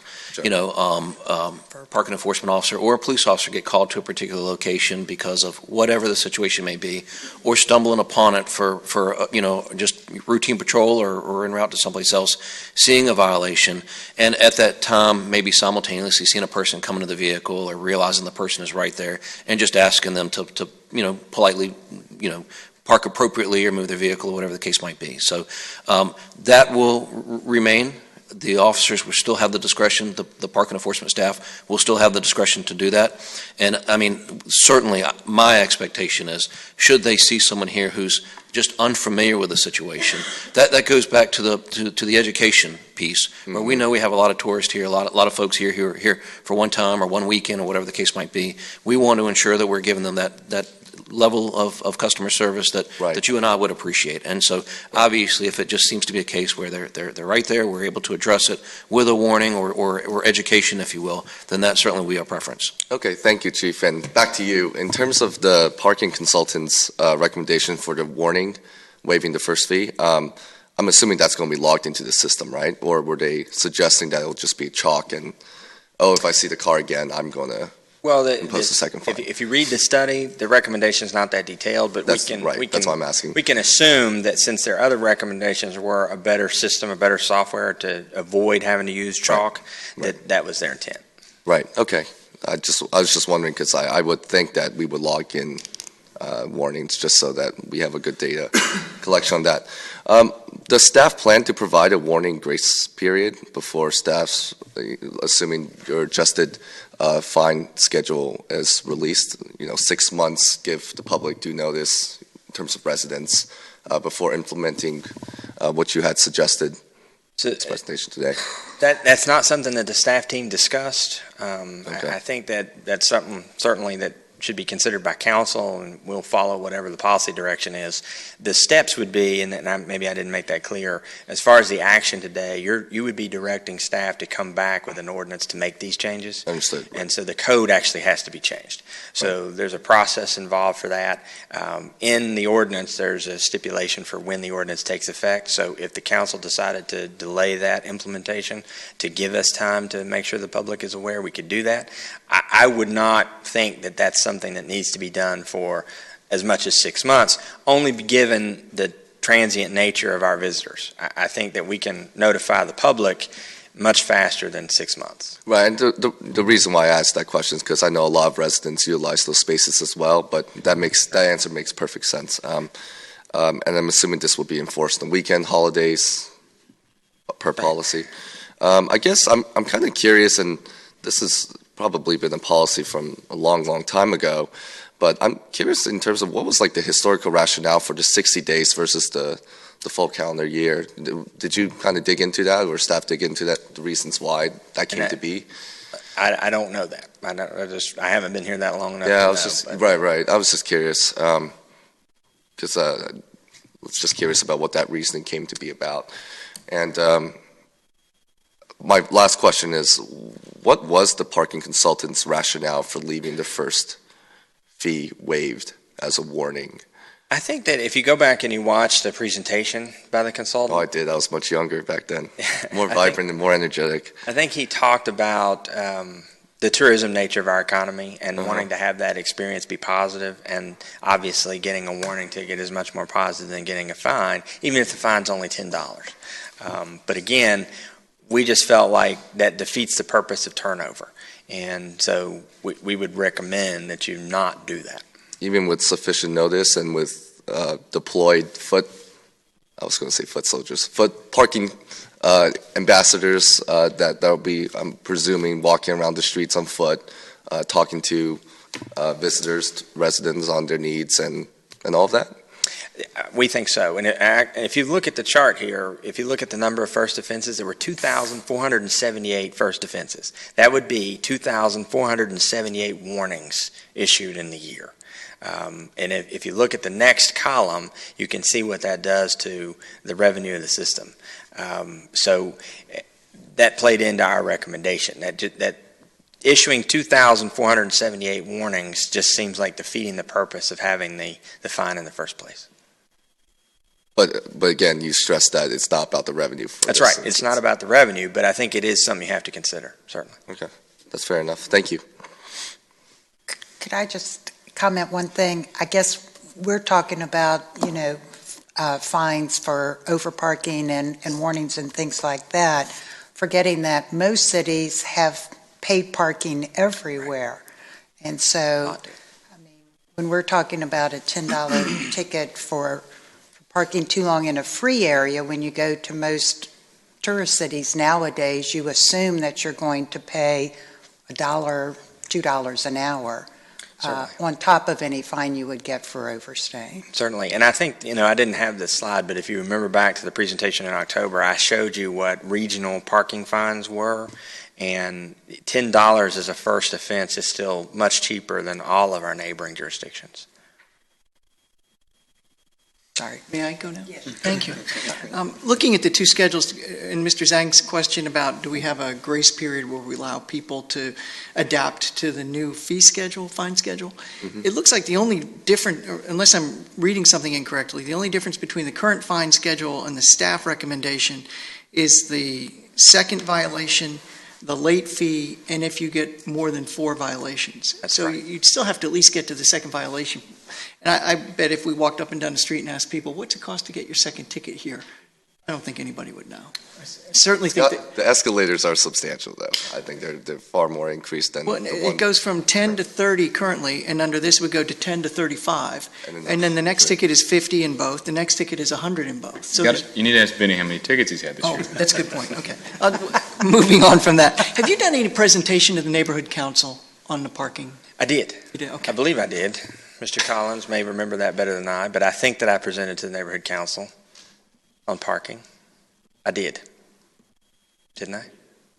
I'll take your word for it. But maybe it was you said you'd done a I'm number of remembering. these. I just wanted to make sure that was one of them. Neighborhood Council, Downtown Merchants. Yes, I know Downtown Merchants, I know EDA, I think the Neighborhood Council. But if I've not, I'll be glad to We do could that. just touch base with Jim Joseph. I'm sure he would. Certainly. You talked about talking with private companies, locally or regionally. Is that for scaling the purchase, or is that for having similar systems? What's the advantage there? Well, I don't know that there's necessarily an advantage if we're not doing joint procurement. And so Mr. Barham and I came to the realization that one of the companies that I'd rather not name just because I don't have their permission would be looking at buying sensors and deploying this model on a much larger scale, tremendously larger scale. And so if we are able to do joint procurement, and we've asked our procurement officer to look into that, that would give us much more buying power. The trade-off is that they would benefit from us going first because they have already made contact with a lot of the same vendors we're talking to and said, if all goes well in Williamsburg, then we are going to be next in line. So it makes sense that if we are able to statutorily do joint procurement, meaning not lending our purchase power to this private entity, but just magnifying the quantity to be purchased, then we'll benefit from a lower cost. Sure. One thing I haven't heard, we've talked a lot about what it costs for the new software and what it would cost for the hardware. We're in a situation right now, if I'm not mistaken, with antiquated hardware and software in our current parking facility that we've been talking about replacing for probably 3 or 4 years. What would be the cost of simply replacing that as opposed to going with this? Because that's money we would have to spend. Right. So to replace, obviously replacing the software, which we currently use, I think it's called Ticket Tracks, we're looking at a software very similar to what we're proposing today. So that cost would be the same. With a Ticket Tracks or traditional parking type of software that doesn't use LPR, you're likely looking at a gated experience. So you've got $100,000 in equipment there, and then at least 2 pay-on-foot stations at $25,000 to $35,000 a piece. So if we replace the existing system in the garage alone with something similar to what we currently have, we would spend as much or more than we would on New Park? I think so, Mr. Barham. I think that's really helpful for everybody to understand. You would spend more. Okay. So this is actually a less expensive alternative that potentially provides a greater guest experience on convenience. Yes, sir. The one thing I would point out, and I didn't mention this when we talked about it, and I should have, is that when you're looking at parking software, there is a industry trend to start including in the pricing schedule a transactional fee. And for many vendors, what we found was they were including a transactional fee on absolutely every transaction, meaning not just the number of times that you paid for parking, but also the number of times you paid for a parking ticket, the number of times you used the app. I mean, literally a long laundry list of small 25 cents here, $1 there fees that get attached to the transaction. Now, what they're expecting is that the city that chooses that software, the company that chooses software, will pass that cost on to the user. When we presented to you, it was clear that the council nor the city staff had the desire to change the cost of parking in the garage currently. So we took it from that approach and said, okay, if there's a transactional fee, then that's an additional cost to the city, not to the user. So one of the deciding factors in picking New Park was that transactional fee is substantially lower than every other vendor that we talked to that had a transactional fee, and there's only one, and it's on the number of transactions for paid parking. So there's the cost of the software, and then there's this transactional fee that for us equals about $15,000 a year. That introduces an unpredictability, though, because the number of transactions is beyond our control. The number that we used was simply the number that we had last year in the garage. We expect that to not increase greatly, at least in the term of this contract. But if we incur more fees for more transactions, we're also collecting more revenue for parking. That is true. So this recidivist parker, the one who had the 15 tickets over... It's Zhang Parker. It is not Zhang. For the record, it was not Mr. Zhang. Are those more than 4 violations 15 times in a series of 60-day windows over 2 years? No, I looked at... Okay, so we don't know what that person was really paying. Right. I looked at the full calendar year. I can only assume that the reason they were able to get to 15 is because the clock resets every 60 days. Right. So, and that brings me to the point about the more than 4 violations and the $300, whether that's necessary from the start or whether we should look at implementing a system and then seeing if there's a problem with getting more than 4 violations and considering adjusting the scale. Let's throw that out for consideration. And of course, the increased revenue assumptions do not take into account the potential for behavioral modification. Right. Okay. $25,000 to $35,000 per pay-on-foot kiosk. This is simply the little kiosk where you could go and key in your license plate number and then it gives you a receipt? Yes. So if the parking garage now, it's a large box, and that's essentially what they still look like if you buy them, and that's the cost for that equipment. But the ones I've seen just last week, we were in several of these facilities in California. They're boxes that are about this big. Sure. And so there's a big difference between taking cash and not taking cash. Our current boxes take cash, which accounts for a lot of the And these were just size. credit card. So it'll be a smaller unit for that, but still the that same much money. cost. Yes, sir. And if we do get, when and if we do have sensors, they can be tied into the new park system so that when that police person drives by Prince George Street, scans Mr. Foster's license plate, and the sensor knows he's already been there for 30 minutes, that's automatically taken into account. Yes, sir. I think you asked that question, Mr. Ramsey. I just want to make sure. License, I just want to say as a comment, license plate data analysis, license plate reader data analysis has a lot of challenges with it. How do you take out the military population? How do you take out the student population? How do you take out the rental car population? So even on the metadata scale, it sounds like a good thing, but it might not be that much more exact than anything we currently have. System malfunction was something Mr. Zhang raised. When we have a system malfunction today in the Prince George parking garage, it's much more traumatic in my mind than I would expect it would be in the new park system. Is that fair to say? If the system is gateless, obviously, because a failure means that the arm didn't open, or your ticket didn't scan, or that we've had to remove the fees for the day and just leave the gates up because the system isn't working. And under the current system, we just have people trapped in the garage until somebody can rescue them. Or drives through the arm. Correct. And then we just get to replace those. That's all I have. I'm sorry, but I have a couple more too. Your questions have generated more. So, this license plate recognition and these fees apply only to downtown, or are they citywide for anywhere where there is permit parking? Our recommendation would be citywide. So, next question is, how do we interface this recognition system with our residential parking program, tying license plate numbers to a certain distance from a particular residence, which would eliminate the issue of people living in on Barb's end of Griffin and then coming and parking on Cary Street? Well, that's one of the reasons we're picking New Park. If we issue a resident permit to Ms. Ramsey and then issue guest permits to Ms. Ramsey, New Park will be able to discern whether or not they were parked on the right block. Okay. Excellent. Certain whether I'm visiting someone on Cary Street as opposed to just parking there to walk someplace. Yes. Touch more on that. You had said that this allows for, on College Terrace, if I have a contractor coming in, I can, I guess, call in and get a temporary permit how does that system work? Who do I call? It works just the same now. I've actually taken a couple of those calls, but for the most part, you call the police department and let them know, and they would enter it into the system, and so they would issue a permit for that vehicle. Whatever period of time. Sure. Other questions for Mr. Trivett? Well, you've earned your money today, sir.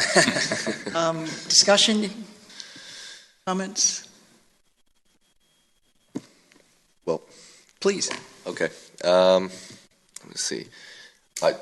First, in terms of New Park, it seems like a great system. In terms of what I was thinking before, I was trying to finagle whether the use, it seemed very fancy with all the new technological advances, whether it really met to what we needed. And obviously it did that, but my thoughts were there any way, was there any way we could have done that cheaply? But throughout this conversation and the questionings from my colleagues and your answers, it's convinced me that this is a wise investment. And I'm excited particularly about the data collection and integrating that potentially with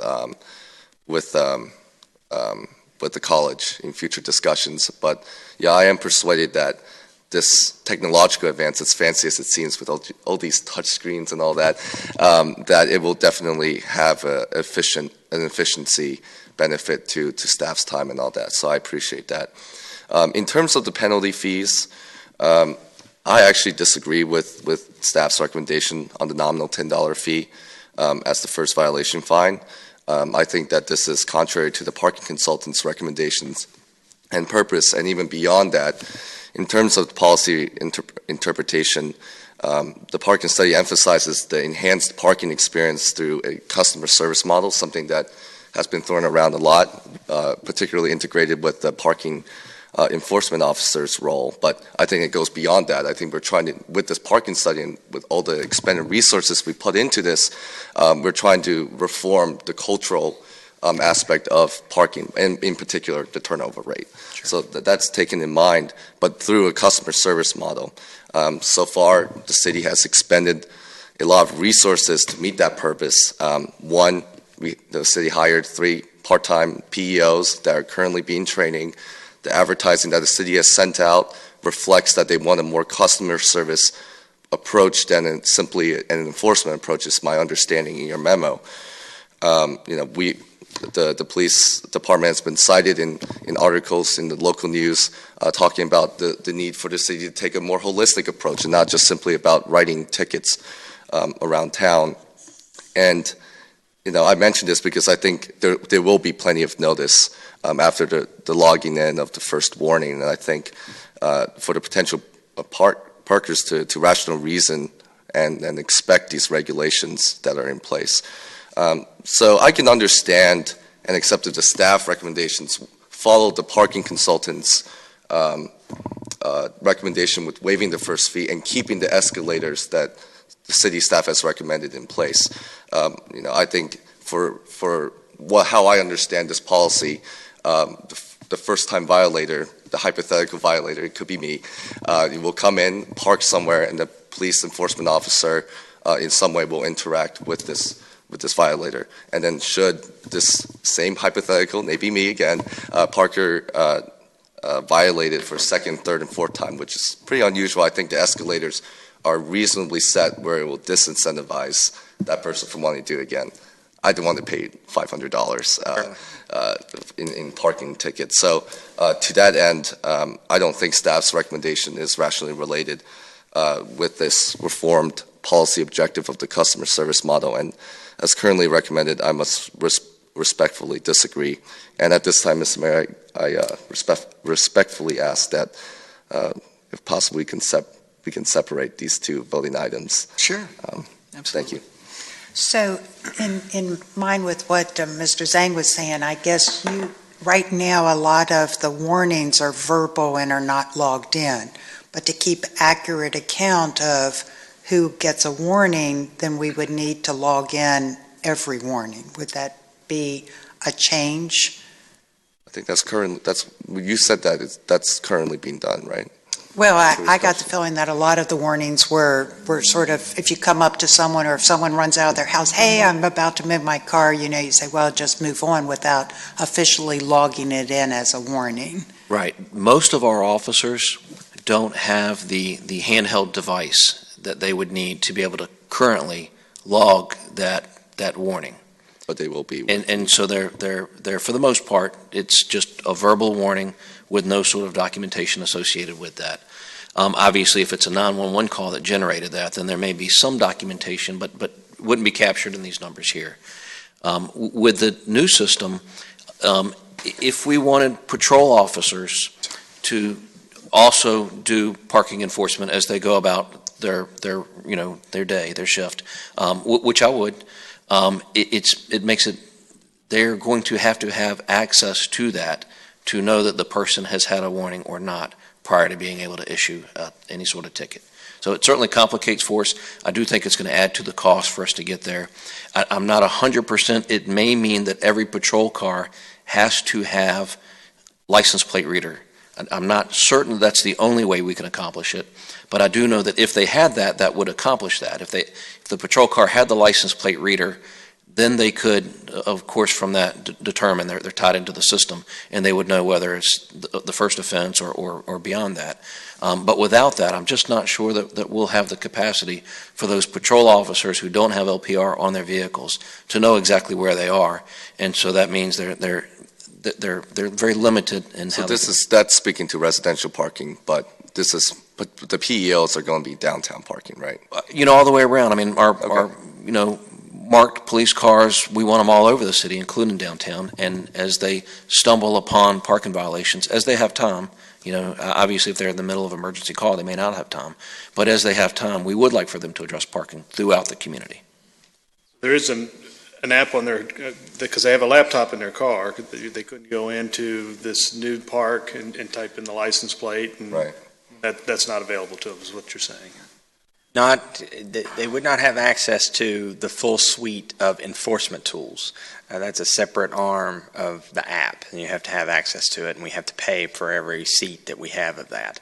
But they would be able to access some generic data on the staff side to look at that. But as far as issuing a ticket, no, they would need a full suite of the Scout software. So someone could get 4 verbal warnings without a police officer knowing that they had been sort of warned before, and really it would only, as far as what Mr. Zhang was saying, as far as activating a ticket, the second offense would only be if the warning had been logged in so that the officer knew that there weren't additional. Yes, ma'am. But that was the second offense, sort of recorded offense, I guess. I only wish I had 4 verbal warnings. So. It seems like we're also talking about 2 different types of warnings here. There's a difference between the officer arriving at a vehicle, recognizing there's a violation, is about to take an action, and the operator of that vehicle arrives at the same moment, and the officer says, well, okay, you're moving the car, that's fine. That's the one type of warning that you might see. The other is, what I think Mr. Zhang is talking about, is the officer arrives to the vehicle, it's clearly in violation of the regulation, there's no operator in sight, and now what do you do? And in that case, Chief, I'm looking at you, please, okay. Would your officers ever issue a warning in that situation, or would they issue a ticket? If there's no operator nearby, they know the vehicle's in violation from chalk marks or whatever we've done. A good example, the answer is yes, sir. They might issue a warning. A good example of that is when we changed the parking at the municipal building to not allow for overnight parking. And so we spent the first couple of weeks just doing warnings and not issuing any summonses or tickets. And so, we did that because we knew that there was an education period. They'd been allowed to do it. They may have traveled in there without notice in the sun, and so we wanted to ensure we were doing that. Those warnings, unless the supervisor had the forethought to get the system from one of our parking enforcement officers, and someone on duty who's not a parking enforcement officer knew, after midnight that how to use that system, which is I think unlikely, then that would not have been captured in the system, and so therefore that warning would not have been captured. But the purpose of that warning really was education as opposed to enforcement. Yes, sir. Questions, comments? Well, so for me, this is the step to meeting the goal of getting cars to move around in these places where parking seemingly isn't available. And again, as Mr. Trivett said, we have ample parking. It's just not necessarily where people want to be. And so how do we move those cars around? And the purpose for that is, particularly in the downtown area, we want people to come in to be able to have a shopping experience, run in and buy whatever, and get in their car and leave, versus driving downtown and going, there's no place to park, and just driving away. We want to capture those visitors, and so I think this is a step towards that goal. But also, I think modernizing how we force parking, this goes a long way to doing that. And I think people, consumers, drivers are getting used to this cashless system and not having to go to the kiosk and put it in the arm. And so I think this takes us to that next level. And then all the other, I don't know about all the analytics, of how valuable that's going to bear out.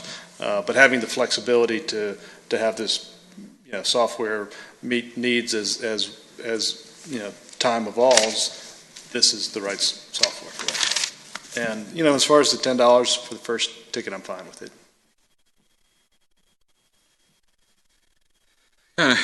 Initially, a couple years ago, I voted against the increase of our rate, parking tickets. That was after I'd gotten several tickets. Now it's a bit different. Gotten tickets in other towns, Richmond most recently. It's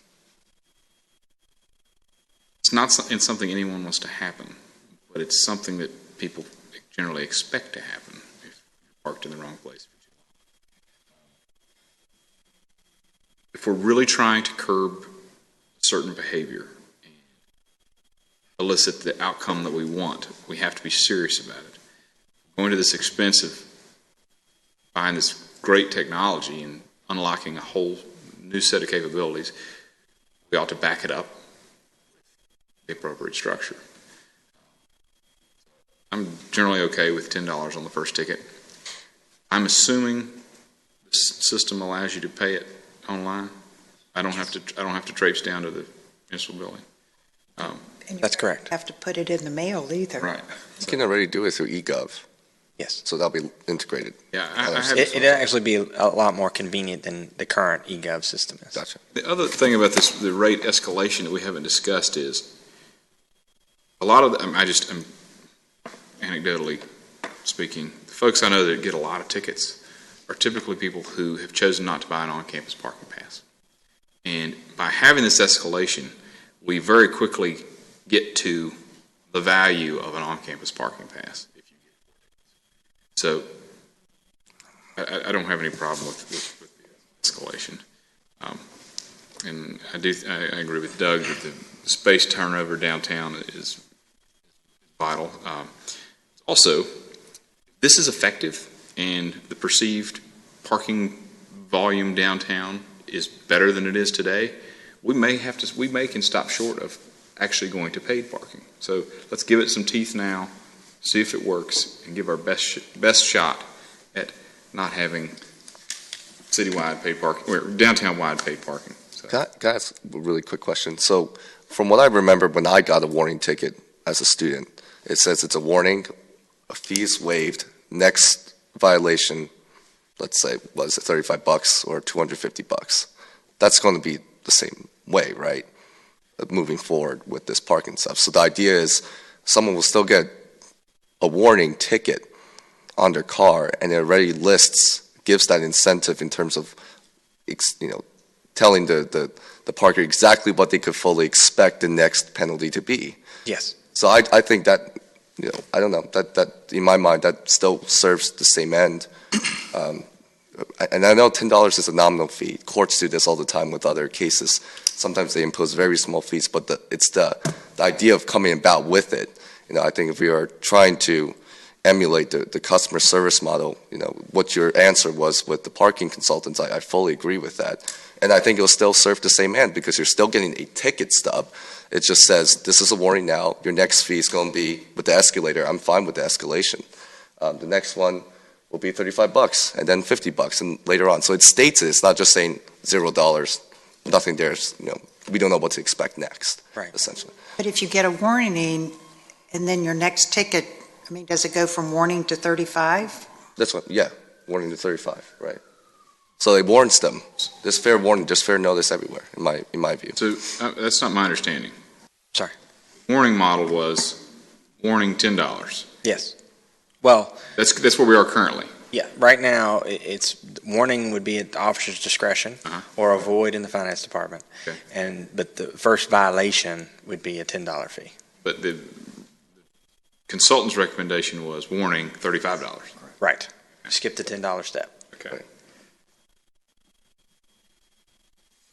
And just for clarification, the fee is not a warning, it's the first violation is $10 is what staff's recommending.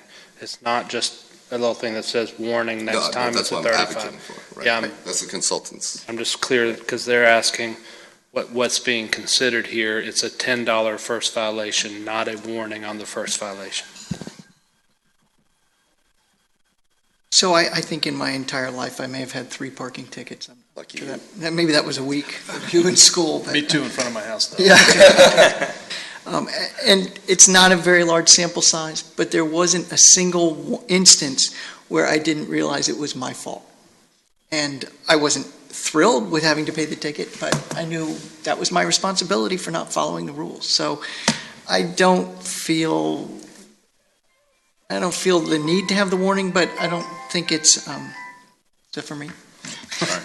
I don't, $10 of the warning, I could see it either way, but I don't think that $10 is unduly onerous on the person who's violating the parking, unless we can, if we identify certain areas where the signage is inadequate or we're not effectively communicating, that's a different issue that we need to resolve as soon as we can. I'll also say that in my experience recently in these license plate reading garages with no gates, the first time we were in one, I was hesitant to drive out because I just felt like there's got to be something else here. And my teenage daughter assured me it would be okay, that the technology could handle it. And I can see that we're going to have to do some more education, and I guess that'll fall on the PEOs to help guide people. That's also one of the reasons why we're not saying we've made that decision. Right. Because we want to actually experience it. I'm pretty comfortable with everything staff has recommended. So I got one myself the day I got sworn in, July 1, 2010, in the lot behind the ticket office for CW. And while we were all down there at the, so did the 3 other cars of the people that were there to see me get sworn in. And I paid all 4. I've never had a ticket waived, so just for the record. Did you ask? No. Good thing. Where are we? Other discussion? Ms. Ramsey, what do you think? I think I'm ready to go and make a motion as soon as I can pull it up. All right, we'll break it into 2. I'll do the first one. Move we adopt recommendation number 1. Wait, can you? Sorry, Drew. That's right. He's pretty quick on his feet. I'm ready, Mr. Foster. Move we approve recommendation number 1, authorizing the city manager to execute a contract with New Park substantially similar in terms to those outlined in the staff recommendations. Second. I think Mr. Pons beat Ms. Ramsey to the punch on the second. Would you call the roll, please? Mr. Zhang? Aye. Mr. Pons? Aye. Mayor Freiling? Aye. Vice Mayor Foster? Aye. Ms. Ramsey? Aye. So before I do this, I just wanted to say that I think that there will be education required in that, just like you did with the parking garage, that there will be taken into account. So I move that staff requests that City Council direct that an ordinance be prepared for council consideration amending City Code 11-162 to reflect the recommended violation fine schedule. Second. Mr. Trivett? Mr. Zhang? No. Mr. Pons? Aye. Mayor Freiling? Aye. Vice Mayor Foster? Aye. Ms. Ramsey? Aye. Okay, those both pass. Thank you, Mr. Trivett. We very much appreciate that. Well, really, the credit should go to the staff team. Oh, I just meant your time at the podium. Oh, I'm sorry. No, absolutely to everybody. We did talk about parking for an hour and 15 minutes. The next item is appointment of Finance Director Barbara Dameron to the Middle Peninsula Juvenile Detention Commission. Mr. Collins? Very briefly, the city needs to fill the unexpired term of the retired finance director On the Middle Peninsula Juvenile Detention Commission, staff has met the obligations for correspondence with the Chief Judge for Juvenile and Domestic Relations Court, and she also is fine with the appointment of Barbara Dameron, our current Finance Director, to the unexpired term. Thank you, Ms. Dameron. Thank you. I have no questions or comments. Do I hear a motion? Move we appoint Finance Director Barbara Dameron to the Middle Peninsula Detention Commission for the unexpired term ending June 30, 2018. Second. Mr. Trivett? Mr. Zhang? Aye. Mr. Pons? Aye. Mayor Fryling? Aye. Vice Mayor Foster? Aye. Ms. Ramsey? Aye. Mayor Frylin's going to let the air out of my tires. Good afternoon, Mr. Small. You're here to talk to us about the 2018 Asphalt Overlay Schedule Award of Bid? Yes, sir. As we do each year, staff advertised to receive bids for our annual asphalt overlay project. While 4 companies attended the pre-bid conference, only 2 companies submitted bids. The lower interest is likely due to the detailed work involved, which lowers production this year, and a smaller volume of paving that we've proposed. The bids received are from Branscombe, Inc., who had the low bid of $617,818. And on the schedule this year, we have 13 streets and 5 parking lots. Those include, of our primary and secondary roads, Waltz Farm Drive from Richmond Road to Patrick Henry Drive, 2nd Street and Broadway Avenue between 2nd Street and Penman Road, Richmond Road from Brook Street to New Hope Road, New Hope Road itself, South Henry Street right at Paper Mill Creek, and South England Street in front of the lodge. Of our residential areas, we have Capitol Landing Green, Richmond Hill Court, and the Holly Hills Carriage Home streets. And of our parking lots, we have the Transportation Center, the Community Building, the former Farmers Market at Henry Street and Lafayette Street, and portions of Cedar Grove Cemetery and out at the water treatment plant. A particular note of those streets is 2nd Street, which follows along the anticipated completion of our underground wiring project. We are considering implementing a road diet on this street, which will involve restriping the road as a 3-lane section with bicycle lanes in lieu of the existing 4-lane undivided configuration. This corridor has received an increase in requests for additional pedestrian accommodation, but the 4-lane configuration and the traffic volume does not really provide a very safe situation for marked crosswalks crossing 2nd Street.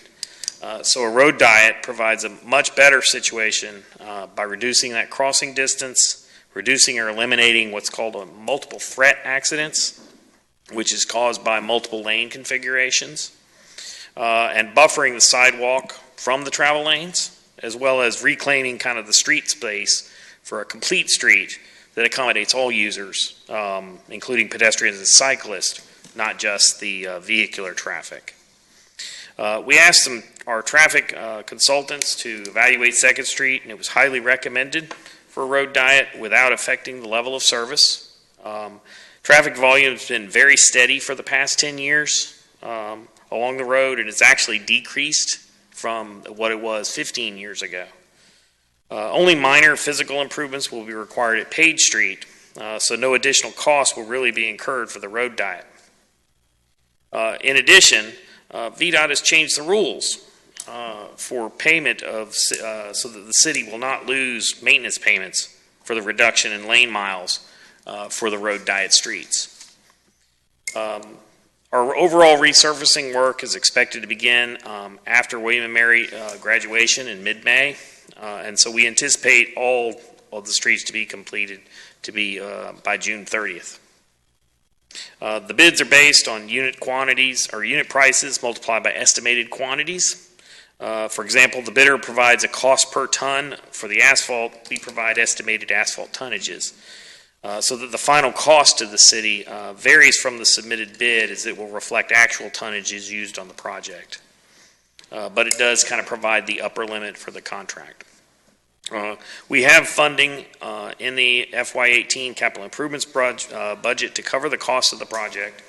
The low bidder, Branscombe Inc., is well qualified to perform the work, So we recommend that council award them the contract in the amount of $617,818. And I'd be happy to answer any questions. Got two.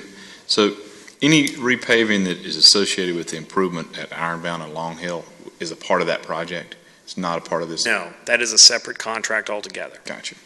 And then, so if we add bike lanes on Second Street, refresh my recollection on connectivity to other bike lanes. I believe there's some on York Street, and then We also have Road? them on Penniman Road. Okay. So some of Okay. the side All streets right. can get you over to Penniman Road. Good deal. All right. Very cool. Very cool. That's exciting. Thank you. Well, and my comment goes sort of along with Scott's as far as being glad to see that we're going more to the multi-use plan for the streets. I had people comment to me about now that there are restaurants on Second Street and with Virginia Beer Company down a little bit, it would be nice to have more pedestrian and bike accessibility there.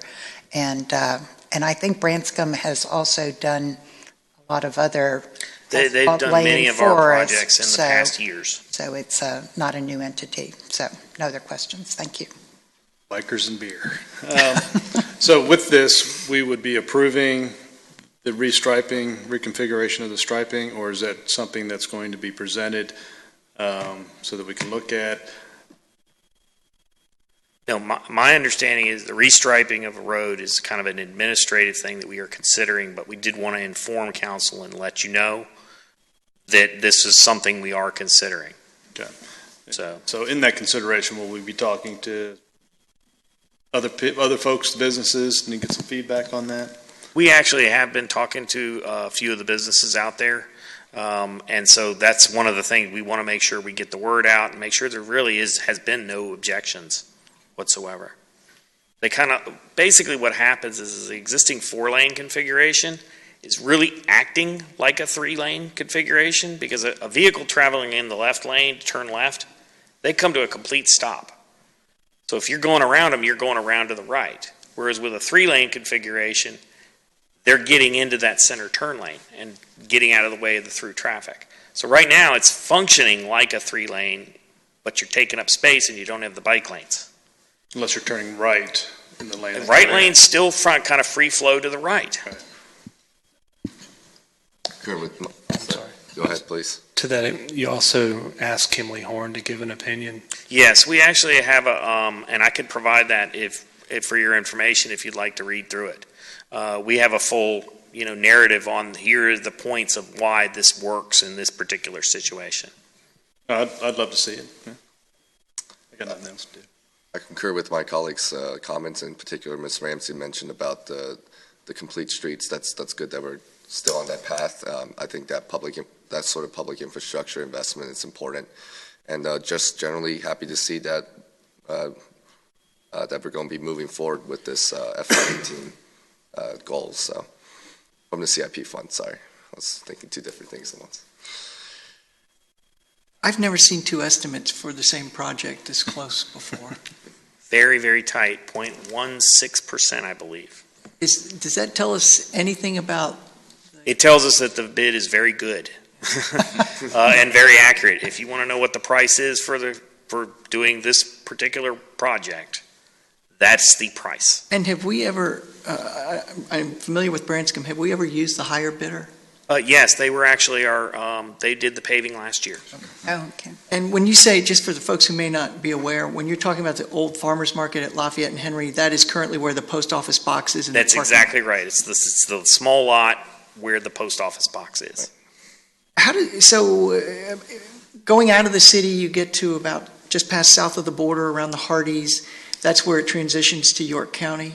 Right when you cross the creek bottom, just past the tread, it's between the tread quarters. The McDonald's is on one side, and then the Merchants is actually in York County. Yeah. And we'd be transitioning back to a 4-lane configuration. So coming in, does York County have to do anything, or do we do it to make that transition work? No, we will coordinate with VDOT, who maintains the roads in York County.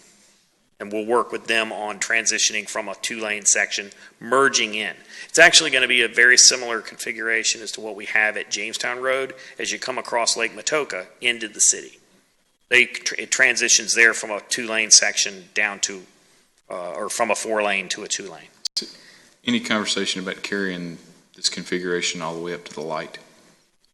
That's one of those things. When you get in, you're starting to get into the functional area of a light, and that's one of those things you try to avoid if at all possible. Let me give you, for instance, if you recall the way it was configured when the lanes merged down to 2, just coming up to Ironbound, coming out from James City County, coming into the city, and that was modified so that the merge was pushed way past the light. You don't want merging traffic to be right in an area where you've got stop and go traffic. And so it actually works better doing it almost right at the city line. And will the speed limit on the city section of 2nd Street stay at 35? It'll still stay at 35, and this transition actually allows us to work with VDOT on making sure that actually transitions better. It'll be more intuitive. You'll notice that the speed limit will drop right as you're narrowing down back to 1 lane. I've always thought it was odd that you're coming into town on 2nd Street or 143, and it's 45 past the traffic light all the way up to basically the city limit. And then it switches to 35. And going back to Mr. Foster's point, I'm sure the reasons why we can't do it, to me, would make more sense if that speed limit dropped at the traffic light. That's a more natural transition. But we'll leave that to your great wisdom. Any additional thoughts, questions? Motion? I move that council award the bill and authorize the city manager to execute a contract with Branscombe for the 2018 asphalt overlay schedule based on unit prices in the amount of $617,818. Second. Wow, that was, I'll leave that to you, Mr. Trivett. Would you call the roll, please? Mr. Zhang? Aye. Mr. Pons? Aye. Mayor Freiling? Aye. Vice Mayor Foster? Aye. Ms. Ramsey? Aye. So, Mr. Small, now we have the Regional Stormwater Management Program MOA renewal. Our second item up for your consideration is a memorandum of agreement with Hampton Roads Planning District Commission regarding the Regional Stormwater Management Program. As mentioned in Monday's work session, the city's been coordinating efforts with the HRPDC and the other 15 member jurisdictions since 2002 as it relates to our municipal separate storm sewer system known as the MS4 permit issued by the Virginia Department of Environmental Quality, DEQ. Our current permit is set to expire in July 2018. Staff is preparing an application for an additional 5-year renewal. In conjunction with the permit renewal, the HRPDC Regional Stormwater Management Memorandum of Agreement also requires renewal. The regional program provides a great deal of assistance in meeting our stormwater management permit requirements, but especially in the aspects of public education, public outreach, technical support, public involvement, and training. Participation also allows excellent coordination opportunities with our neighboring jurisdictions on stormwater management. Funds are included in the FY18 budget for the cost of the programs. Therefore, we recommend that Council authorize renewal of the Memorandum of Agreement. Questions, comments? No questions. Seems pretty straightforward to me. Thank you. Agreed. I guess just a quick question. In terms of the requirements, like public education outreach, do they have like a set rubric of how many meetings you have to do to meet that end and that requirement, or is it just kind of? Yes, the newest permit is actually very specific on giving us the list of stuff that they require, and that kind of came down from the EPA over the last couple years. Gotcha. And so, but it is a specific rubric that they tell us here is the number of meetings or the number of things that you could do to meet your permit requirements. Right, and I would just say that askhrgreen.org is a wonderful resource for anyone who's interested about learning more with stormwater management, local government's involvement with EPA and state regulations. So for anyone who's interested in that, I encourage them to check it out. And Mr. Small, all of the 16 jurisdictions currently sign on to this? Yes, all 16 sign on to the MOA. Not all have permits because, certain more of the rural counties don't have the population density to require an MS4 permit. However, a lot of them do participate at a much lower tier than, permitted jurisdictions. And how is the fee calculated? The fee, overall, the annual the cost about $7,000 a year. Right. It's based on, there's two different levels of permits. There's a Phase 1 permit for the larger cities and a Phase 2 permit for the much smaller jurisdictions. And then there's another fee that's associated with not. And it really comes down to population percentage. That's the majority of what it is. It's based on your population. No concerns? Do I hear a motion? I move that City Council authorize the city manager to sign the memorandum of agreement between the City of Williamsburg and the Hampton Roads Planning District Commission. Second. Mr. Trivett, would you call the roll, please? Mr. Zhang? Aye. Mr. Pons? Aye. Mayor Freiling? Aye. Vice Mayor Foster? Aye. Ms. Ramsey? Aye. This brings us to the Ironbound Road and Long Hill Road intersection project awarded bid. Mr. Small, you're up again. All right, my last item today is the award of a construction contract for the Ironbound Road and Long Hill Road intersection improvement project. Improvements to Ironbound Road were originally presented before council in February of 2008 in response to anticipated traffic from High Street.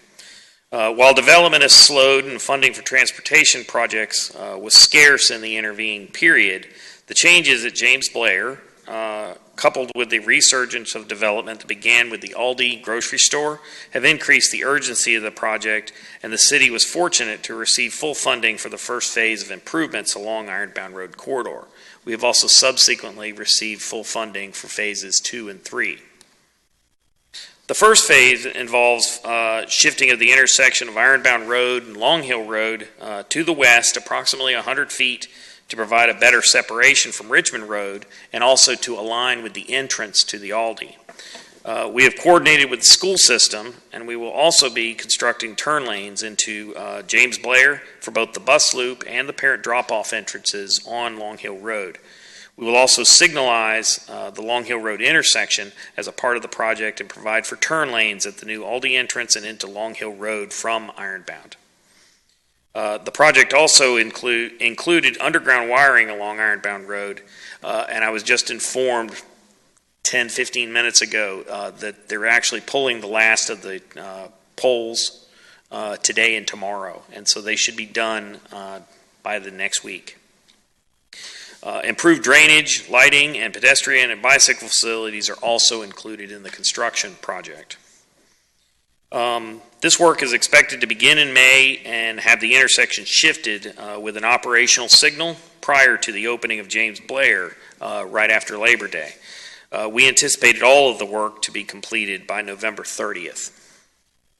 Staff advertised the project in accordance with VDOT guidelines for federally funded projects and received 3 bids for the project.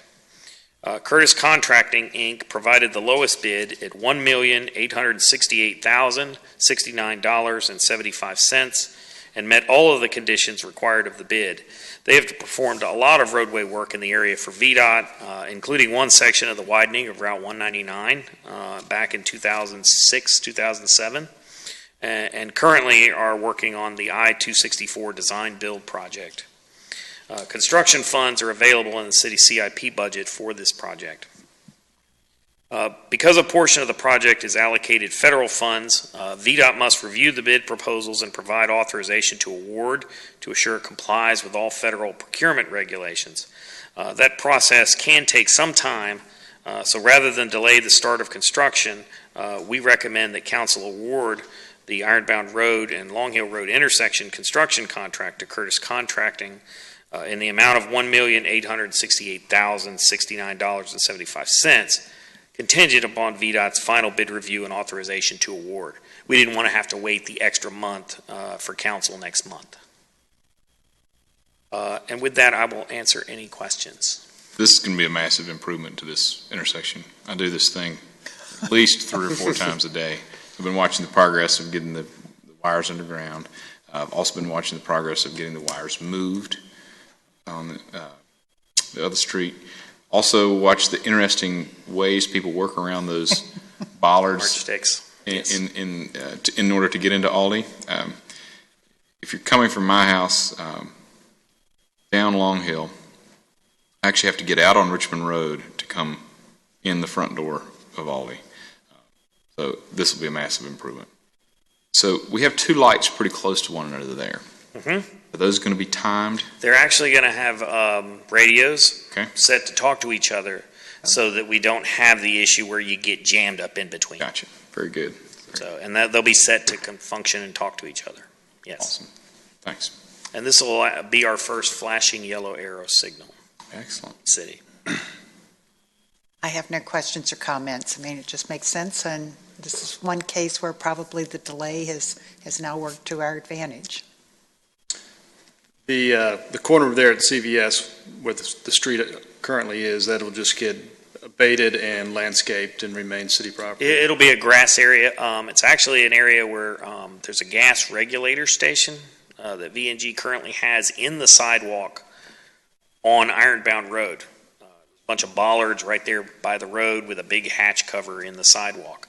That's actually getting relocated into that space. And so that'll kind of get off of the main corridor and kind of over onto the side. So it's kind of helping to remove that out of the way along the main sidewalk. So the difference seems to be about $514,000 between what we have available in CIP and the current bid. That money just rolls over. Phase 2. Mr. Small, do you want to handle that? That money would either, it's money not spent at this point, if it becomes, available. It's also good to have a contingency in the budget. I would also point out that what's in the CIP is in addition to the actual road construction project, because there's also funding from the utility fund and the school system to pay for the off-site improvements within this. So that some of that is kind of outside of the federal project or VDOT federal funded project award bid that's being granted here. That's correct. It's some of the local funding that's provided on the local match. Thank you. And just to clarify, to make sure I understand, so it's going to roll back to the general CIP fund, or is it just going back to, if the money's left over, it'll roll into the specific phase 2, phase 3? It'll roll back into reserves. Oh, reserves. Okay, gotcha. In any unexpended CIP projects, at the end of the year, the city manager reviews if there's not a need to continue the project into the next year. The project is ended and that money rolls back into reserves and counts back to the reserves. Yeah, other than that, I support this, the motion. Mr. Foster mentioned the challenge of getting from residences down Long Hill Road into Aldi, and this isn't about Aldi, but Aldi's kind of a victim of this traffic configuration. If you're coming on Richmond Road from downtown, heading out of town to get to Aldi, you either have to turn into High Street and go out onto Trayburn and then come back around on Ironbound, or Cross 2 lanes of traffic in the turn lane. yeah, I mean, it's just, or you can go left on Ironbound and keep going around and go circle back in through the backside. Right. People go around that little triangle on whatever that street is. They make the left when they're not supposed to make the left. Right. But the timing of this with the school construction and the reconfiguration of the parking lot and incorporating the turn lanes for the drop-off traffic makes a lot of sense. I was going to ask the same question about the distance with the lights, so it's good to know that they will be able to have that kind of communication. One stoplight between me and Popeye's Chicken. How many traffic tickets? None. I'm a good driver. If there are no other questions, do we have a motion? Move the council authorize the city manager to award the bid and execute a contract with Curtis Contracting for $1,868,069.75, contingent on VDOT final review of the bid proposal and authorization to award. Second. I award that to Mr. Pons. Mr. Trivett, would you call the roll, please? Mr. Zane? Aye. Mr. Pons? Aye. Mayor Friley? Aye. Vice Mayor Foster? Aye. Ms. Ramsey? Aye. Well, that concludes the city manager reports. It takes us to the city attorney reports. Nothing today. Nothing. Unfinished business? New business? This brings us to open forum. If anybody would like to address council on any issue, please come forward, state your name and address. Seeing no one, we'll close the open forum. Mr. Foster, do you have something for closed session? Sir, I move to go into closed session pursuant to Section 2.2-3711 of the Code of Virginia for the purpose of discussing one personnel matter per subparagraph 1 concerning appointments to boards and commissions. Second. Mr. Trivett, would you call the roll, please? Mr. Zhang? Aye. Mr. Pons? Aye. Mayor Freiling? Aye. Mayor Foster? Aye. Ms. Ramsey? Aye. Council will take a brief recess.